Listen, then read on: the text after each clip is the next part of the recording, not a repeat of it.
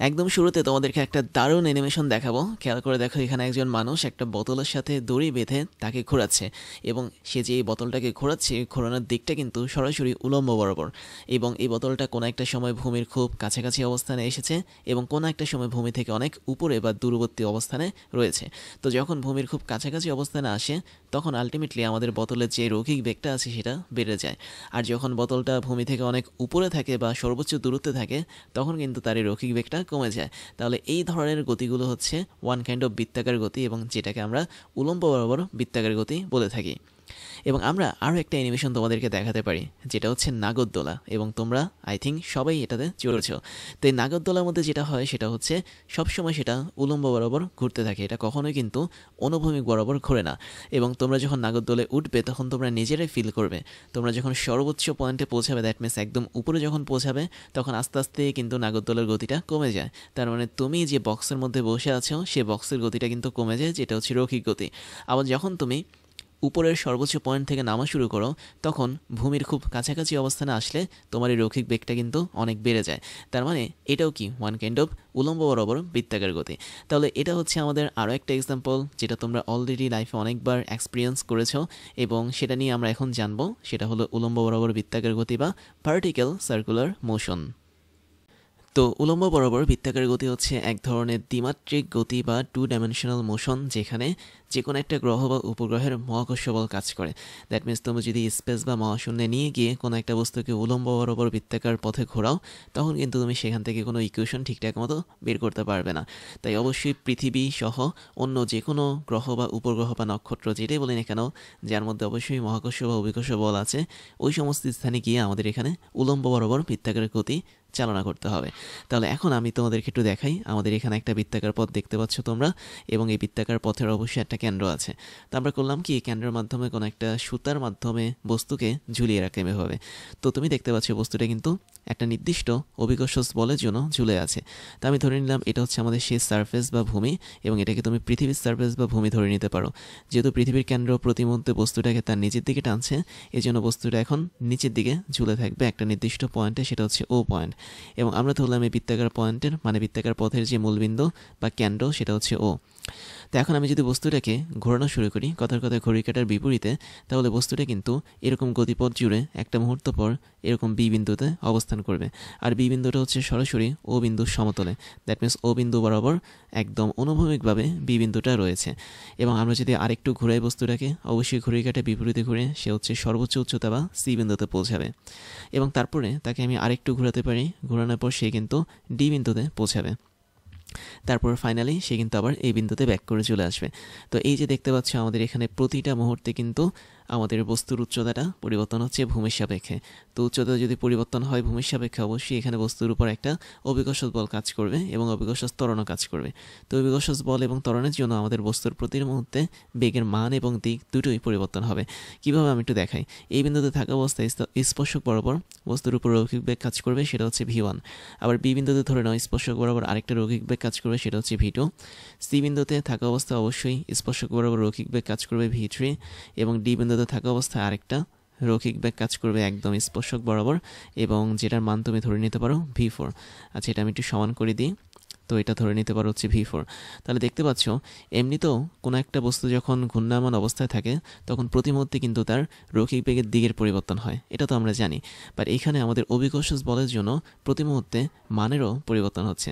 তার মানে আমি কথার কথা ধরে নিই, ভি1 যে বেগটা আছে, এই বেগের মান খুব বেশি থাকে যখন সেটা পৃথিবীর ভূমির কাছাকাছি থাকে, এবং আমি ধরে নিলাম এটা হচ্ছে 10 মিটার পার সেকেন্ড। যখন বস্তুটা উপরে ওঠা শুরু করে, তখন তার বেগের মানটা একটু কমতে থাকে। তুমি ধরো ভি2 এর মানটা হচ্ছে ধরো 7 মিটার, 7 না ধরে আমি এখানে 5 মিটার পার সেকেন্ড ধরি কথার কথা। এবং যখন বস্তুটা সর্বোচ্চ উচ্চতায় ওঠে, দ্যাট মিনস ভি3, তখন তার বেগের মানটা কিন্তু মোটামুটি অনেক কমে যায়। কমে যাওয়া মানে হচ্ছে কি, আমি এখানে ধরো দিলাম হচ্ছে 3 মিটার পার সেকেন্ড। এবং এই কমে যাওয়া বা বেড়ে যাওয়াটা নির্ভর করে আমাদের এই প্রান্ততে বস্তুটা যে আদিবেগ আছে তার উপর। তার মানে তুমি যদি বেশি পরিমাণ আদি বেগ দাও তাহলে আমাদের সি বিন্দু বা সর্বোচ্চ বিন্দুতে বেগের মান বেশি থাকবে, আর তুমি যদি কম পরিমাণ আদি বেগ দাও তাহলে সি বিন্দুতে বেগের মানটা কম থাকবে। আবার মজার বিষয় হচ্ছে ডি বিন্দুতে যখন বস্তুটা নেমে আসবে তখন তার বেগের মানটা মোটামুটি বি বিন্দুতে থাকা অবস্থায় বেগের মানের সমান হয়ে যায়। দ্যাট মিনস এটা হয়ে যায় আমাদের এখানে 5 মিটার পার সেকেন্ড। তো এই হচ্ছে আমাদের মেইন বিষয় যে উলম্ব বরাবর বৃত্তাকার গতি হচ্ছে এমন একটা গতি যেখানে প্রতিটা মুহূর্তে বৃত্তাকার পথে বা প্রতিটা পয়েন্টে বেগের মানটা পরিবর্তন হয়। দ্যাট মিনস বেগের মানও পরিবর্তন হয় এবং বেগের দিকও পরিবর্তন হয়। একই সাথে যেহেতু দেখতে পাচ্ছি আমাদের এখানে ভূমির খুব কাছাকাছি থাকা অবস্থায় বেগের মান সবচেয়ে বেশি, তার মানে এই মুহূর্তটাতে আমাদের কাইনেটিক এনার্জি বা গতিশক্তির মানও কি অবশ্যই বেশি। তাহলে আমরা এটা একটু লিখে ফেলি। এই বিন্দুতে আমাদের এখানে কাইনেটিক এনার্জি বা গতিশক্তি এটার মান অনেক বেশি থাকে। আর তোমরা জানো যে গতিশক্তি যদি বেশি থাকে আমাদের বিভব শক্তিটা কমে যায়, কেননা প্রতিটা মুহূর্তে আমাদের মোট শক্তির পরিমাণ এখানে অপরিবর্তনীয় থাকবে। আবার তুমি দেখতে পাচ্ছ এই বিন্দু থেকে আমাদের ভূমির যে উচ্চতাটা এটা কিন্তু কম, দ্যাট মিনস এটাকে আমি H1 ধরতে পারি। আবার এই বিন্দু থেকে না, এই বিন্দু না, ভূমি হচ্ছে আমাদের এখানে গ্রাউন্ড। তো ভূমি বা গ্রাউন্ড থেকে আমরা যদি সি বিন্দুর উচ্চতা দেখি তাহলে টোটাল উচ্চতাটা কিন্তু অনেক বেশি, তাই না? এটাকে আমরা H2 ধরতে পারি। তাহলে যেহেতু সি বিন্দুর উচ্চতাটা বেশি তার মানে সি বিন্দুতে অবশ্যই পটেনশিয়াল এনার্জি বা বিভব শক্তিটাও বেশি থাকবে। তার মানে আমরা এখানে বিভব শক্তির মানটা বেশি দিতে পারি। আর এখানে বিভব শক্তি যেহেতু বেশি আর আমি বলেছি বেগের মান সবচেয়ে কম, তার মানে কাইনেটিক এনার্জি বা গতিশক্তির মানটা কি থাকবে? অবশ্যই এখানে কম থাকবে। কিন্তু তাদের দুজনের যে যোগফল সে যোগফলটা সবসময় সমান হবে। দ্যাট মিনস যে কোনো একটা বিন্দুতে উলম্বভাবে বৃত্তাকার গতিপথে আমরা যদি মোট শক্তি বের করি সেটা সবসময় সেম থাকে। দ্যাট মিনস সি বিন্দুতে আমাদের মোট শক্তি যদি ইটি হয় আমাদের এই বিন্দুতেও মোট শক্তি হবে ইটি। একইভাবে বি বিন্দুতে আমাদের মোট শক্তি হবে কি ইটি, এবং ডি বিন্দুতে আমাদের এখানে মোট শক্তি হবে কি ইটি। তার মানে এখানে যে বস্তুটা আমরা এখানে কাজ করাচ্ছি সেই বস্তুটার প্রতিটা মুহূর্তে বা প্রতিটা উচ্চতাতে মোট শক্তির মানটা অপরিবর্তনীয় থাকে। জাস্ট এখানে আমাদের বিভব শক্তিটা গতিশক্তিতে কনভার্ট হয়ে যায় অথবা গতিশক্তিটা বিভব শক্তিতে কনভার্ট হয়ে যায়। যেমন এই বিন্দুতে আমাদের এখানে গতিশক্তি বেশি, তার মানে এ থেকে যখন বিতে যাবে, এ থেকে বিতে যাওয়ার পথে আমাদের এখানে বিভব শক্তির মানটা আস্তে আস্তে বাড়বে, গতিশক্তির মানটা আস্তে আস্তে কমবে। এর মানে হচ্ছে আমাদের গতিশক্তিটা আস্তে আস্তে কনভার্ট হয়ে বিভব শক্তিতে রূপান্তর হবে। বি থেকে যখন সিতে যাবে তখন আমাদের বিভব শক্তি আরও বাড়বে, ম্যাক্সিমাম পর্যায়ে পৌঁছাবে। তার মানে গতিশক্তিটা আস্তে আস্তে কমতে কমতে সেটা বিভব শক্তিতে কনভার্ট হবে। তাহলে শক্তির এই রূপান্তরটা কাজ করে উলম্ব বরাবর বৃত্তাকার গতির জন্য। আবার এখানে বস্তুটা যেহেতু ঘুরছে খেয়াল করে দেখো অবশ্যই তার বেগের মান এবং দিকটা পরিবর্তন হচ্ছে, এবং মজার বিষয় হচ্ছে বেগের দিকটা যেটা সেটা কিন্তু পরিবর্তন হয় একটা নির্দিষ্ট ত্বরণের জন্য, যেটাকে আমরা কেন্দ্রমুখী ত্বরণ বলি। সেটা ও বিন্দু বরাবর কাজ করে বা এসি। তাহলে কেন্দ্রমুখী ত্বরণটা কী করে? আমাদের এখানে বেগের দিকটা পরিবর্তন করে, বাট বেগের মান যেটা দ্যাট মিনস তুমি দেখতে পাচ্ছ 10 metre per second, 5 metre per second, 3 metre per second, এই মানটা পরিবর্তন করে হচ্ছে স্পর্শ ত্বরণ, যেটাকে আমরা এটি দিয়ে প্রকাশ করে থাকি। তার মানে আমাদের উলম্বভাবে বৃত্তাকার গতির জন্য যে বেগটা কাজ করে সেই বেগের মানটাকে পরিবর্তন করে দেয় কে স্পর্শী ত্বরণ বা হচ্ছে ট্যানজেনশিয়াল অ্যাক্সেলারেশন, এবং বেগের যে দিকটা আছে সে দিকটাকে পরিবর্তন করে দেয় কে অবশ্যই কেন্দ্রমুখী ত্বরণ, যেটাকে আমরা সেন্ট্রিপেটাল অ্যাক্সিলারেশন বলে থাকি। তাহলে এই যে এখানে AC is equal two D লিখলাম, এর মানে হচ্ছে সে বেগের দিকটাকে পরিবর্তন করে, আর এইটি মানে হচ্ছে মান, তার মানে বেগের মানকে সে পরিবর্তন করে। তো আমরা স্পষ্ট বলতে পারি যখন আমরা কোনো একটা বস্তুকে উলম্ব বরাবর ঘোরাবো কোনো একটা মহাকর্ষ ক্ষেত্রে, যেমন পৃথিবী হতে পারে বা অন্য কোনো গ্রহ উপগ্রহ হতে পারে, তখন ওই বস্তুর উপর অবশ্যই দুইটা ত্বরণ কাজ করবে। একটা হচ্ছে স্পর্শী ত্বরণ এবং আরেকটা হচ্ছে আমাদের কেন্দ্রমুখী ত্বরণ। আর তুমি জানো স্পর্শী ত্বরণ এবং কেন্দ্রমুখী ত্বরণ দুজন মিলে কিন্তু একটা নিট ত্বরণ তৈরি করে, যেটাকে আমরা কীভাবে লিখতে পারি? এ নিট হিসেবে লিখতে পারি। তাহলে নিট ত্বরণটা কীভাবে বের করতে হয়? অবশ্যই স্পর্শী ত্বরণ এর সাথে আমরা যদি কেন্দ্রমুখী ত্বরণের ভেক্টরকে যোগ করি তাহলে আমরা এখানে নিট ত্বরণটা পাবো। তাহলে নিট ত্বরণটা পুরোপুরিভাবে কাজ করে এখানে যখন আমরা একটা বস্তুকে উলম্ব বরাবর বৃত্তাকার পথে ঘোরাবো। আবার তুমি জানো যখন আমাদের কেন্দ্রমুখী ত্বরণ কাজ করে তখন একই সাথে কেন্দ্রমুখী ত্বরণের দিক বরাবর একটা বলও কাজ করে কেন্দ্রের দিকে, যেটাকে আমরা কেন্দ্রমুখী বল বা এফসি বলে থাকি। তার মানে অবশ্যই উলম্ব পথে বৃত্তাকার গতিপথের কোনো একটা বস্তুর জন্য কেন্দ্রমুখী বল কাজ করে, এবং এই যে কেন্দ্রমুখী বলটা দেখতে পাচ্ছ এই কেন্দ্রমুখী বলের পাশাপাশি আরও একটা বল কাজ করে যেটাকে আমরা দড়ির টান বলে থাকি। দ্যাট মিনস যদি তুমি বস্তুটাকে একটা দড়ির মাধ্যমে যুক্ত করে থাকো কেন্দ্রের সাথে, অথবা কোনো একটা রড বা স্ট্রিংয়ের সাথে যদি যুক্ত করে থাকো, তখন অবশ্যই আমাদের এখানে টান বল কাজ করবে। কীভাবে কাজ করবে সেটাও খুব সহজ বের করা। তুমি যেন টান বলটা সবসময় ছাতার মতো কাজ করে বা বাইরের দিকে কাজ করে। আমি যদি এ নামক বস্তুর দিকে তাকাই তাহলে টান বলটা কাজ করবে উপরের দিকে, এবং আমি যদি ক্যান্ডের দিকে তাকাই তাহলে টান বলটা কাজ করবে নিচের দিকে। বাট দুটো ক্ষেত্রে কি টান বলের মানটা সেম থাকবে। এখন একই সাথে আমাদের এখানে কেন্দ্রবিমুখী বল যেটা আছে সেটাও কিন্তু কাজ করবে, বাট এই কেন্দ্রবিমুখী বলটা কাজ করবে কার উপর? শুধুমাত্র আমাদের এই যে ও বিন্দুটা দেখতে পাচ্ছি, এই ও বিন্দুর উপর। দ্যাট মিনস ও বিন্দুতে আমি যদি কোনো একটা বস্তুকে রাখি বা কোনো একটা হাতকে রাখি, ধরো আমরা হাতের মাধ্যমে কোনো একটা বস্তুকে বেঁধে এভাবে ঘোরাচ্ছি, তো তখন আমাদের যে হাতটা আছে ও বিন্দুতে, ওই হাত বা হাতের আঙ্গুল সেটা একটা কেন্দ্রবিমুখী বল অনুভব করবে এবং সেটা কাজ করবে সরাসরি কেন্দ্রমুখী বলের বাইরের দিকে বা বিপরীত দিকে। তো এই হচ্ছে আমাদের উলম্ব বরাবর বৃত্তাকার গতি। তো আমি যদি এক সেন্টেন্সে বলি তাহলে সেটা হচ্ছে, এটা এক কথায় একটা দ্বিমাত্রিক গতি, যে গতির মধ্যে অবশ্যই প্রতিটা মুহূর্তে গতির মান এবং দিক দুটোই পরিবর্তন হবে। যেখানে গতির মান যেটা আছে সেটা পরিবর্তন হবে অভিকর্ষজ বলের জন্য, এবং গতির যে দিকটা আছে সেটা পরিবর্তন হবে কেন্দ্রমুখী ত্বরণের জন্য। এখন তোমরা একটা অ্যানিমেশন দেখতে পারো, খেয়াল করে দেখো, এখানেও কিন্তু আমরা একটা উলম্ব বরাবর বৃত্তাকার গতি দেখাচ্ছি, যেখানে আমাদের ভূমির খুব কাছাকাছি অবস্থানে কোনো একটা সময় বস্তুটা চলে আসছে এবং ভূমি থেকে খুব দূরবর্তী অবস্থানে বস্তুটা ধরো এই পয়েন্টে আবার চলে আসছে। তো এটা হচ্ছে একটা পয়েন্ট। তার মানে এখানে প্রতিটা মুহূর্তে যেহেতু ভূমির সাপেক্ষে আমাদের এখানে বস্তুর দূরত্বটা পরিবর্তন হচ্ছে, তো এই পরিবর্তনের জন্য প্রতি মুহূর্তে কিন্তু তার বেগের মান এবং দিক দুটোই পরিবর্তন হবে। বাট আমাদের কেন্দ্র বরাবর অবশ্যই কেন্দ্রমুখী বল এবং কেন্দ্রমুখী ত্বরণ এই দুটো কাজ করবে, তা না হলে কিন্তু আমাদের বস্তুটা ছুটে চলে যাওয়ার কথা। এখন বিষয়টা হচ্ছে, আমাদের এই যে এখানে ভিন্ন ভিন্ন পয়েন্টে আমাদের বেগের মানটা পরিবর্তন হচ্ছে বা দড়ির যে টানটা আছে সেটা পরিবর্তন হচ্ছে, সেটা কিভাবে বের করব? তো চলো আমরা সেগুলো নিয়ে একটা বিস্তারিত আলোচনা দেখি। তো আমাদের প্রথম টপিকটা হচ্ছে উলম্ব বৃত্তাকার পথের পরিধির উপর অন্য যে কোনো একটা বিন্দুর মধ্যে যদি আমি বেগের মানটা বের করি তাহলে সেটা কিভাবে বের করব? তাহলে আমি দেখতে পাচ্ছি আমাদের এখানে বৃত্তাকার পথ আছে এবং মাঝখানে একটা কেন্দ্রও আছে। তো একদম শুরুতে আমাদের বস্তুটা কিন্তু কোন পয়েন্টে ছিল? এ নামক একটা পয়েন্টে ছিল, আর এটা ছিল কি আমাদের ভূমি বা গ্রাউন্ড। তাহলে আমি ভূমি বা গ্রাউন্ডটাকে এখানে দেখাচ্ছি। ভূমি দেখানোর মেইন রিজনটা হচ্ছে কি, যে আমরা এখানে নিশ্চিত করতে চাচ্ছি যে আমাদের এখানে এই বস্তুটা কোনো একটা গ্রহ বা উপগ্রহের মধ্যে ঘুরছে, যার মধ্যে মহাকর্ষ বল আছে বা কাজ করে। তাহলে বস্তুটা যখন এই পয়েন্টে থাকবে তখন তো তার মধ্যে তেমন একটা কিছু নেই, তাই না? সে চুপচাপ শান্তভাবে বসে আছে। বাট যখন আমরা বস্তুটাকে ঘোরানো শুরু করব, ঘড়ির কাঁটার দিকেও ঘোরাতে পারি অথবা বিপরীত দিকেও ঘোরাতে পারি, এটা তোমাদের ইচ্ছা। আর এটাকে আমরা ও ধরলাম কেন্দ্র।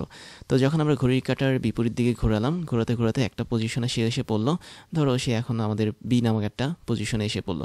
আমি বি দিব না, আমি এখানে কথার কথা পি দিলাম। তাহলে পি কন্ডিশনে যখন বস্তুটা আসবে, খেয়াল করে দেখো তো, আমাদের এখানে ও থেকে শুরু করে এ, এটা হচ্ছে কি আমাদের দড়ির দৈর্ঘ্য বা যে সুতার মাধ্যমে আমরা বস্তুটাকে যুক্ত করেছি সেই সুতা বা দড়ির দৈর্ঘ্য। তাহলে আমরা এই সুতা বা দড়ির দৈর্ঘ্যটাকে এল বলতে পারি অবশ্যই। আবার যখন আমরা দেখতে পাচ্ছি ও থেকে পি বিন্দুতে আমরা পৌঁছেছি, তখনও কিন্তু এটা আমাদের দড়ির দৈর্ঘ্য হিসেবে কাজ করতো বা এল হিসেবে কাজ করতো। তার মানে আমাদের এখানে এই টোটাল দৈর্ঘ্যটাকে তুমি দড়ির দৈর্ঘ্য এল ধরতে পারো, এটাকে তুমি দড়ির দৈর্ঘ্য এল ধরতে পারো। তার মানে এল বা দড়ির দৈর্ঘ্য যেটাই বলি না কেন, এটা আলটিমেটলি কী হিসেবে কাজ করে? এই বৃত্তাকার পথের যে ব্যাসার্ধটা আছে সেই ব্যাসার্ধ হিসেবে কাজ করে। তো এখন তুমি ধরে নাও এ থেকে পিতে যাওয়ার সময় তোমার যতটুকু পরিমাণ কেন্দ্রে কৌণিক সরণ তৈরি হয়েছে সেটা হচ্ছে থিতা পরিমাণ। তার মানে তুমি থিতা পরিমাণ কোণ অতিক্রম করে এ থেকে পিতে গিয়েছো। এখন এখানে দেখো কিছু জিনিস আছে বোঝার মতো, সেটা হচ্ছে এই বিন্দুতে অবশ্যই তোমার একটা আদিবেগ থাকবে যেটা স্পর্শক বরাবর কাজ করবে, যাকে আমরা ভি ধরতে পারি। না, ভি না, আদিবেগটাকে আমরা ইউ ধরতে পারি। পি বিন্দুতে যাওয়ার সময় অবশ্যই তোমার স্পর্শক বরাবর আরেকটা বেগ কাজ করবে, সেটা হচ্ছে ভি। তো আমি কি করছি এখানে, আমি পরিধির উপর যে কোনো একটা বিন্দুতে বেগের মান বের করার চেষ্টা করছি। দ্যাট মিনস পি বিন্দুতে আমাদের বেগ কী হবে সেটা আমরা বের করার চেষ্টা করছি। তাহলে আমাদের এখানে টার্গেটটা হচ্ছে কি, ভি এর মানটা কী হবে সেটা বের করা। যেখানে আমরা আদি বেগ জানি ইউ, শেষ বেগ হচ্ছে কি ভি। এখন তুমি একটা জিনিস কিন্তু স্পষ্ট দেখতে পাচ্ছ যে আমাদের এখানে প্রথমত এই যে বস্তুটা আছে সেটা কিন্তু পি বিন্দুতে যখন যাবে তখন সে এখানে একটা সমকোণী ত্রিভুজ তৈরি করবে। দ্যাট মিনস আমি যদি পি বিন্দুর সাথে আমাদের এখানে দড়ির যে দৈর্ঘ্যটা আছে সেখানে একটা কানেকশন তৈরি করে দিই, এবং আমি ধরি এটাকে যদি কিউ বিন্দু ধরি, তাহলে দেখতে পাচ্ছি আমাদের এখানে ভিতরে সুন্দর একটা সমকোণী ত্রিভুজ তৈরি হয়েছে। এখন খেয়াল করে দেখো তো বস্তুটা আসলে কতটুকু উচ্চতায় উঠেছে। সে কিন্তু এ থেকে শুরু করে কিউ পর্যন্ত এই উচ্চতাতে উঠেছে। তার মানে প্রথমে বস্তুটা ছিল হচ্ছে এই বিন্দুতে, তখন তুমি ধরে নাও বৃত্তাকার পথের সাপেক্ষে তার উচ্চতাটা ছিল 0। বাট যখন সে এ থেকে পি বিন্দুতে গিয়েছে, আমি ধরে নিলাম সে তখন এ থেকে শুরু করে কিউ পরিমাণ উচ্চতায় উঠেছে, এবং তুমি এই উচ্চতাটাকে এইচ ধরতে পারো। এখন উচ্চতাটাকে এইচ ধরার মেইন কারণটা হচ্ছে কি, কারণ আমরা এখানে ভি বের করার চেষ্টা করছি, এবং ভি যদি আমি বের করতে চাই তাহলে আমাদের পরন্ত বস্তু সূত্রটাকে অ্যাপ্লাই করতে হবে।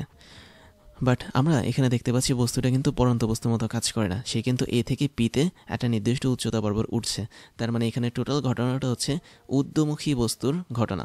তাহলে ঊর্ধ্বমুখী বস্তুর ঘটনা অনুসারে আমি দেখতে পাচ্ছি আমাদের এখানে যেহেতু এ থেকে পিতে সে এই উচ্চতা উঠছে, তার মানে এর জন্য আমরা ঊর্ধ্বমুখী বস্তুর একটা সূত্র অ্যাপ্লাই করতে পারি।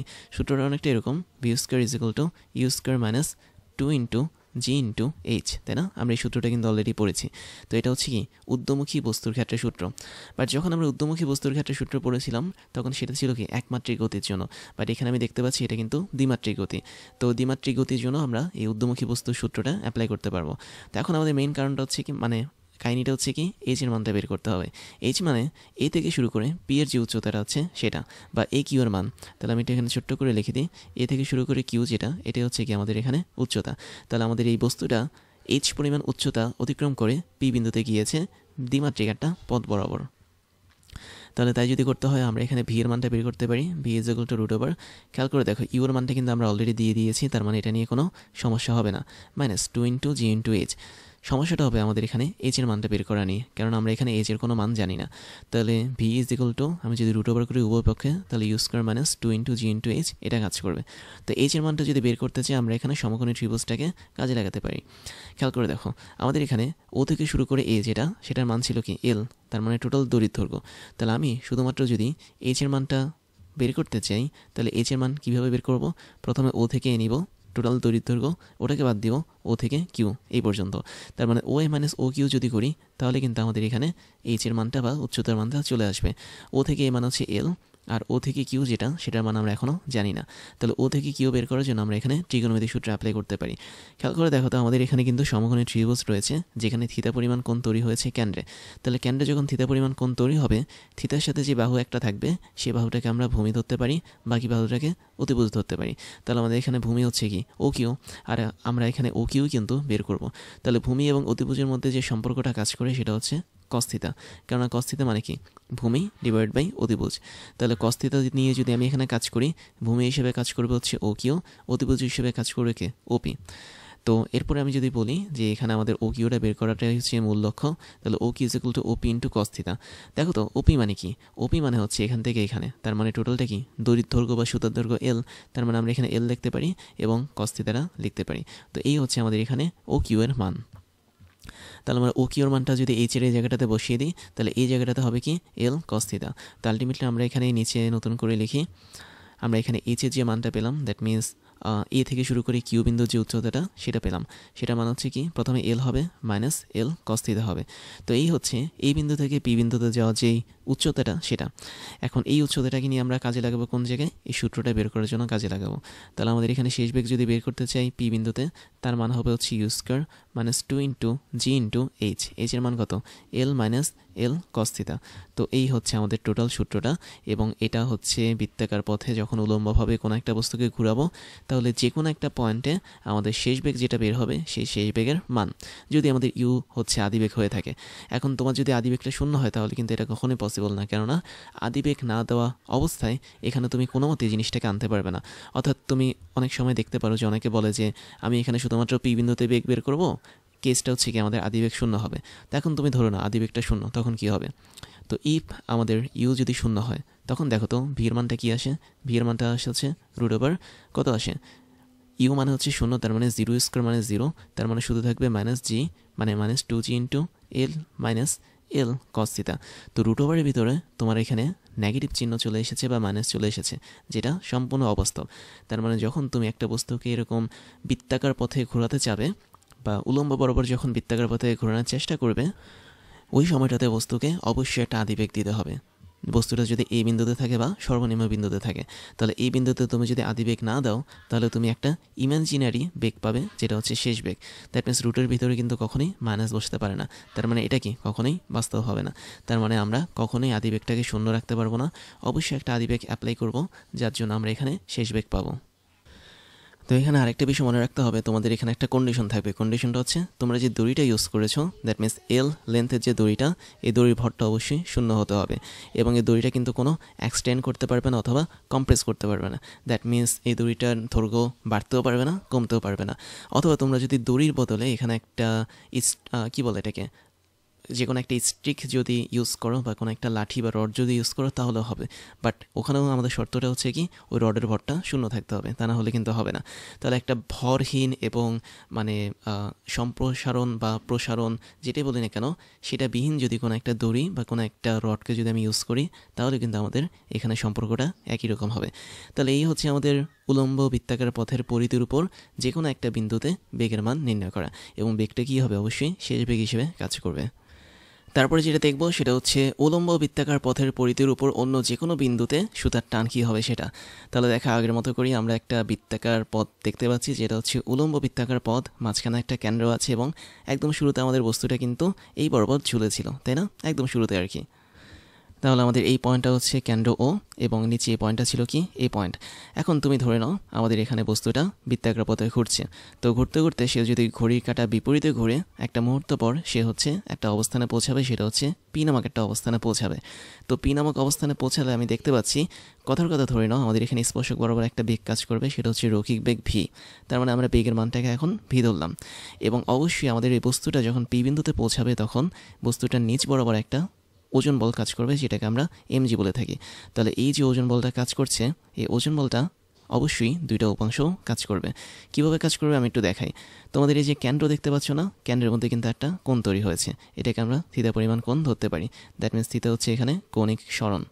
এখন আমি যদি এই সুতাটাকে একটু বর্ধিত করি তাহলে দেখো তো সুতাটা অনেকটা এদিক বরাবর চলে যাবে। তাহলে সুতা যখন তুমি বর্ধিত করবে তখন তুমি দেখতে পাচ্ছ আমাদের এমজি এবং এই সুতার বর্ধিত অংশ এর সাথে কিন্তু আমাদের অবশ্যই যে কোণটা তৈরি হবে সেটা থিতা পরিমাণ কোণ নিয়ে কাজ করবে। তাহলে এতটুকু কোণও কি আমাদের এখানে থিতা হিসেবে কাজ করবে। তাহলে অবশ্যই আমাদের এখানে এমজি বা ওজন বল ওর একটা উপাংশ আমাদের এই সুতার দৈর্ঘ্য বরাবর কাজ করবে বিপরীত দিকে, যেটাকে আমরা লিখতে পারি এমজি কস থিতা। তাহলে আমাদের ওই পাশটাতে কাজ করছে কি এমজি কস থিতা, এবং এমজি কস থিতার দিকটা যেটা সেটা হচ্ছে এদিক বরাবর, এবং এমজি কস থিতার সাথে একদম 90 ডিগ্রি বরাবর কিন্তু আমাদের অবশ্যই আরেকটা ওজন বলের উপাংশ কাজ করবে, এবং সে 90 ডিগ্রি বরাবর সেটা কাজ করবে কোন দিকে, এই স্পর্শক বরাবর ঠিক এদিকে কাজ করবে। আমি যদি একটু ঠিকঠাক মতো আঁকি তাহলে দেখতে পাচ্ছ অনেকটা এই স্পর্শক বরাবর এটা কাজ করবে, এবং এই বলের যে মানটা হবে সেটা হবে কি অবশ্যই এমজি সাইন থিতা। তাহলে এই বরাবর আমাদের এখানে এমজি সাইন থিতা কাজ করবে, কেননা আমরা জানি যে উপাংশের মধ্যে একটা যদি হয় কস থিতা অবশ্যই আরেকটা কী হবে সাইন থিতা, যদি উপাংশ দুটো একে অপরের সাপেক্ষে 90 ডিগ্রি কোণ করে থাকে। আচ্ছা আমি এটাকে সোজাভাবে লিখি, এটা হচ্ছে আমাদের এমজি সাইন থিতা। তো এখন দেখো ভালো করে বিষয়টা একটু খেয়াল করো, আমরা এখানে দেখতে পাচ্ছি যে টান বলটা সবসময় কিন্তু কোন দিকে কাজ করবে, কেন্দ্রের দিকে কাজ করবে। যদি আমি বস্তুটার দিকে তাকাই বা এই অবজেক্টটার দিকে যদি তাকাই তাহলে অবজেক্টটা মনে করবে কি কেন্দ্র আমাকে টি পরিমাণ টান বলে টানছে, এবং আমরা কিন্তু সবসময় অবজেক্ট বা বস্তুটার উপর ভিত্তি করেই কাজ করব। তার মানে আমাদের টান বলটা সবসময় কেন্দ্রমুখী হবে। আবার তুমি দেখতে পাচ্ছ আমাদের এখানে আরেকটা আলাদা বল কাজ করে, সেটা হচ্ছে কেন্দ্রমুখী বল, এবং এই কেন্দ্রমুখী বলটাকে আমরা এফসি হিসেবে ধরতে পারি। এবং মজার বিষয় হচ্ছে কেন্দ্রমুখী বলটা এখানে ওয়ান কাইন্ড অফ লব্ধি বল হিসেবে কাজ করে। কিভাবে? যেহেতু আমরা এখানে দেখতে পাচ্ছি দুইটা বিপরীতমুখী বল কাজ করছে, একটা হচ্ছে এমজি কস থিতা এবং আরেকটা হচ্ছে টান বল বা টি। তাহলে দেখো এখানে টান বল বা টি এবং এমজি কস থিতা এরা কিন্তু একে অপরের বিপরীত দিকে কাজ করে, এবং এদের দুজনের কাজ হচ্ছে কি বস্তুটাকে তাদের দিকে নিয়ে যাওয়া। তুমি দেখতে পাচ্ছ এমজি কস থিতার টার্গেট হচ্ছে বস্তুটাকে এই বৃত্তাকার পথ থেকে ছুটিয়ে মানে ছেড়ে ফেলে তার দিকে নিয়ে আসা, আর টান বল টি যেটা সেটার কাজ হচ্ছে কি বস্তুটাকে টেনে কেন্দ্র ও এর কাছে নিয়ে যাওয়া। বাট এখানে এদের দুজনের মধ্যে সবচেয়ে বেশি প্রায়োরিটি কার? অবশ্যই টান বলের, কেননা টান বলের মান বেশি হয়েছে বলেই এমজি কস থিতা কিন্তু আমাদের এই বস্তুটাকে এই বৃত্তাকার পথ থেকে সরাতে পারছে না। এই জন্য আমি বলতে পারি টি এর থেকে আমি যদি এমজি কস থিতা বাদ দিই তাহলে আমরা এক্সট্রা একটা লব্ধি বল পাবো বা রেজাল্টেন্ট ফোর্স পাবো, এবং ওই লব্ধি বলটা আমাদের এখানে কেন্দ্রমুখী বল হিসেবে কাজ করবে বা এফসি হিসেবে কাজ করবে। তাহলে এই হিসাবটা একদমই সোজা, আমাদের এখানে এমজি কস থিতার মান হচ্ছে ছোট, আর টি বা টেনশন বল বা টান বলের মান হচ্ছে বড়। তার মানে টান বল এর কিছু অংশ অপচয় হয়ে যায় এমজি কস থিতা হিসেবে, এবং বাকি অংশ দিয়ে আমরা একটা কেন্দ্রমুখী বল পাই। তো তাই যদি হয় তাহলে আমরা এই সমীকরণটাকে একটু মডিফাই করতে পারি। তো আমরা এখন পি বিন্দুতে টান বলটা পাচ্ছি টি ইজ ইকুয়াল টু কী হবে এমজি কস থিতা, ওই পাশে গেলে প্লাস হয়ে যাবে, প্লাস হচ্ছে এফসি, এফসি মানে হচ্ছে কি কেন্দ্রমুখী বল, কেন্দ্রমুখী বল মানে হচ্ছে MB square divide by R, যেখানে আর হচ্ছে কি আমাদের এখানে দড়ির দৈর্ঘ্য বা বলা যায় বৃত্তাকার পথের ব্যাসার্ধ, ভি হচ্ছে আমাদের পি বিন্দুতে থাকা রৈখিক বেগ, এবং এম হচ্ছে কি আমাদের এই বস্তুটার ভর। তার মানে আমাদের এখানে পি বিন্দুতে যে বস্তুটা বসে আছে এই বস্তুটার ভরকে আমরা এম হিসেবে ধরতে পারি। এখন তুমি যদি সুতার দৈর্ঘ্যটাকে এল হিসেবে ধরো, যেটা আমরা গত স্লাইডে ধরেছিলাম, তখন কিন্তু তুমি আর এর বদলে এলও লিখতে পারো, কোনো সমস্যা নেই। দ্যাট মিনস তুমি এখানে আর না লিখে এলও লিখতে পারবে। এখন বিষয়টা হচ্ছে কি, আমরা এখানে আরও কিছু জিনিস এক্সট্রা অ্যাপ্লাই করতে পারি। কী কী জিনিস অ্যাপ্লাই করতে পারি? যেমন তুমি স্পষ্ট দেখতে পাচ্ছ আমাদের এখানে ভি এর মানটা কিন্তু আমরা জানি। আমি যদি তোমাদেরকে আগের স্লাইডে নিয়ে যাই, তাহলে দেখতে পাচ্ছ আগের স্লাইডে কিন্তু আমরা ভি এর মানটা বের করেছি। দ্যাট মিনস পি বিন্দুতে থাকা অবস্থায় বস্তুর যে রৈখিক বেগটা ছিল সেটা বের করেছি। তাহলে ওই ভি এর মানটা আমরা এখন এখানে বসাতে পারি। তো ভি এর মানটা যদি আমি এখন এখানে বসাই, তাহলে আমরা কত পাবো? T is equal to M G cos theta, এটা যা আছে তাই থাকবে, plus M B square divide by L. তাহলে এল যা আছে তাই থাকুক, ভি এর যে মানটা আমরা স্কোয়ার যদি করি তাহলে কত পাবো? স্কোয়ার করলে এটা হবে হচ্ছে ইউ স্কোয়ার মাইনাস 2 ইন্টু জি ইন্টু ভেতরে থাকবে এল মাইনাস এল কস থিটা। এরকম একটা জিনিস কিন্তু আমরা পেয়েছিলাম ভি স্কোয়ারের মান হিসেবে। দ্যাট মিনস ভি এর মানটা যেহেতু রুট ওভার ছিল, স্কোয়ার করলে সেখানে রুট ওভারটা মিলিয়ে যাবে। তো এই যদি হয় আমাদের এখানে কাহিনী, আমরা চাইলে এটাকে নিয়ে একটু হিসাব নিকাশ করতে পারি। যদি হিসাব নিকাশ করি তাহলে আমাদের এই সমীকরণ সম্পূর্ণটা ভেঙে ফেলতে হবে। এখানে থাকবে M G cos theta plus এখানে থাকবে M divide by L into you square, এতটুকু অংশ থাকবে। তারপর এখানে থাকবে হচ্ছে মাইনাস, তারপর থাকবে হচ্ছে M divide by L into 2 into G, আর এখান থেকে আমরা এলকে কমন নিতে পারি, ভেতরে থাকবে 1 মাইনাস কস থিটা। তো এখানে এল এবং এই এল এই জিনিসটা কাটা যায়, যেটা হচ্ছে দড়ির দৈর্ঘ্য। আমরা এখানে আর এর বদলে দড়ির দৈর্ঘ্যটা ইউজ করছি। তাহলে আমাদের এখানে থাকছে M G cos theta plus এখানে থাকছে হচ্ছে M you square divide by L, আর এখানে থাকছে হচ্ছে কত? মাইনাস 2 ইন্টু এম জি থাকছে, এবং বাকিটা থাকছে 1 মাইনাস কস থিটা। তো এই হচ্ছে আমাদের এখানে এতটুকু সমীকরণ। এবং এখানে আমি দেখতে পাচ্ছি আর কিছু কি এখানে কমন যায়? না, এখানে আমরা আরেকটু ইচ্ছা করলে ভাঙতে পারি। হ্যাঁ, আরেকটু ভাঙতে পারি, সেটা হচ্ছে এটাকে আমি একটু ভেঙে লিখি। দেখো আমাদের এখানে কিন্তু 2 mg ছিল, তাই না? 2 mg ইন্টু 1 মানে কি? 2 mg, তারপর মাইনাসে মাইনাসে প্লাস, এখানেও সেম থাকবে 2 mg ইন্টু কস থিটা, এটা থাকবে। তাহলে দেখো এখানে একটা mg কস থিটা আর এখানে 2টা mg কস থিটা, তার মানে এরা মিলে একসাথে 3 mg কস থিটা তৈরি করবে। তাহলে 3 mg কস থিটা প্লাস হচ্ছে কত? M you square divide by L, আর এখানে আরেকটা অংশ বাকি আছে মাইনাস 2 ইন্টু এম জি। তো এখন এই যে বিশাল একটা সমীকরণ বের করলাম, এটাই আসলে আমাদের বৃত্তাকার পথে ঘূর্ণমান কোনো একটা বস্তুর যে কোনো একটা বিন্দুতে টান বলের মান বা টেনশন ফোর্সের মান। তো এই হচ্ছে আমাদের এখানের সমীকরণ, এবং এটা তোমরা অবশ্যই মনে রাখতে পারো। এটার জন্য আমি এখানে একটা স্টার সাইন দিয়ে রাখছি, যাতে তোমরা সহজে এটা মনে রাখতে পারো। বাট অবশ্যই এখানে কিন্তু একটু ভিন্নভাবে মনে রাখতে পারো। আমাদের এখানে যে এলটা আছে, এলের বদলে কিন্তু আরও হতে পারে, কেননা আর হচ্ছে কি বৃত্তাকার পথের ব্যাসার্ধ, আর এল মানে হচ্ছে কি এই যে বৃত্তাকার পথে বস্তুটা ঘুরছে সেই বস্তুর সাথে বেঁধে রাখা সুতার দৈর্ঘ্য। তারপর এখানে আরেকটা জিনিস হয়তো তোমাদের কনফিউশন হতে পারে, ইউ কোত্থেকে আসলে? ইউ আসলে আগের স্লাইড থেকে এসেছে। দ্যাট মিনস এই বিন্দুতে আমি একটা নির্দিষ্ট রৈখিক বেগে এই বস্তুটাকে ছুঁড়ে মেরেছি, এবং এই নির্দিষ্ট রৈখিক বেগটাই হচ্ছে কি ইউ ধরেছি আমি। তাহলে আমি এখানে ছোট্ট করে রেড কালারে ইউ লিখে দিচ্ছি। দ্যাট মিনস আমরা আগের যে টপিকটা পড়েছিলাম সেই টপিক থেকে এখানে ইউটা এসেছে। তাহলে ইউ কিন্তু এখানে আদিবেগ, এবং পরবর্তীতে আদিবেগটা কিন্তু এই সমীকরণে কাজ করছে।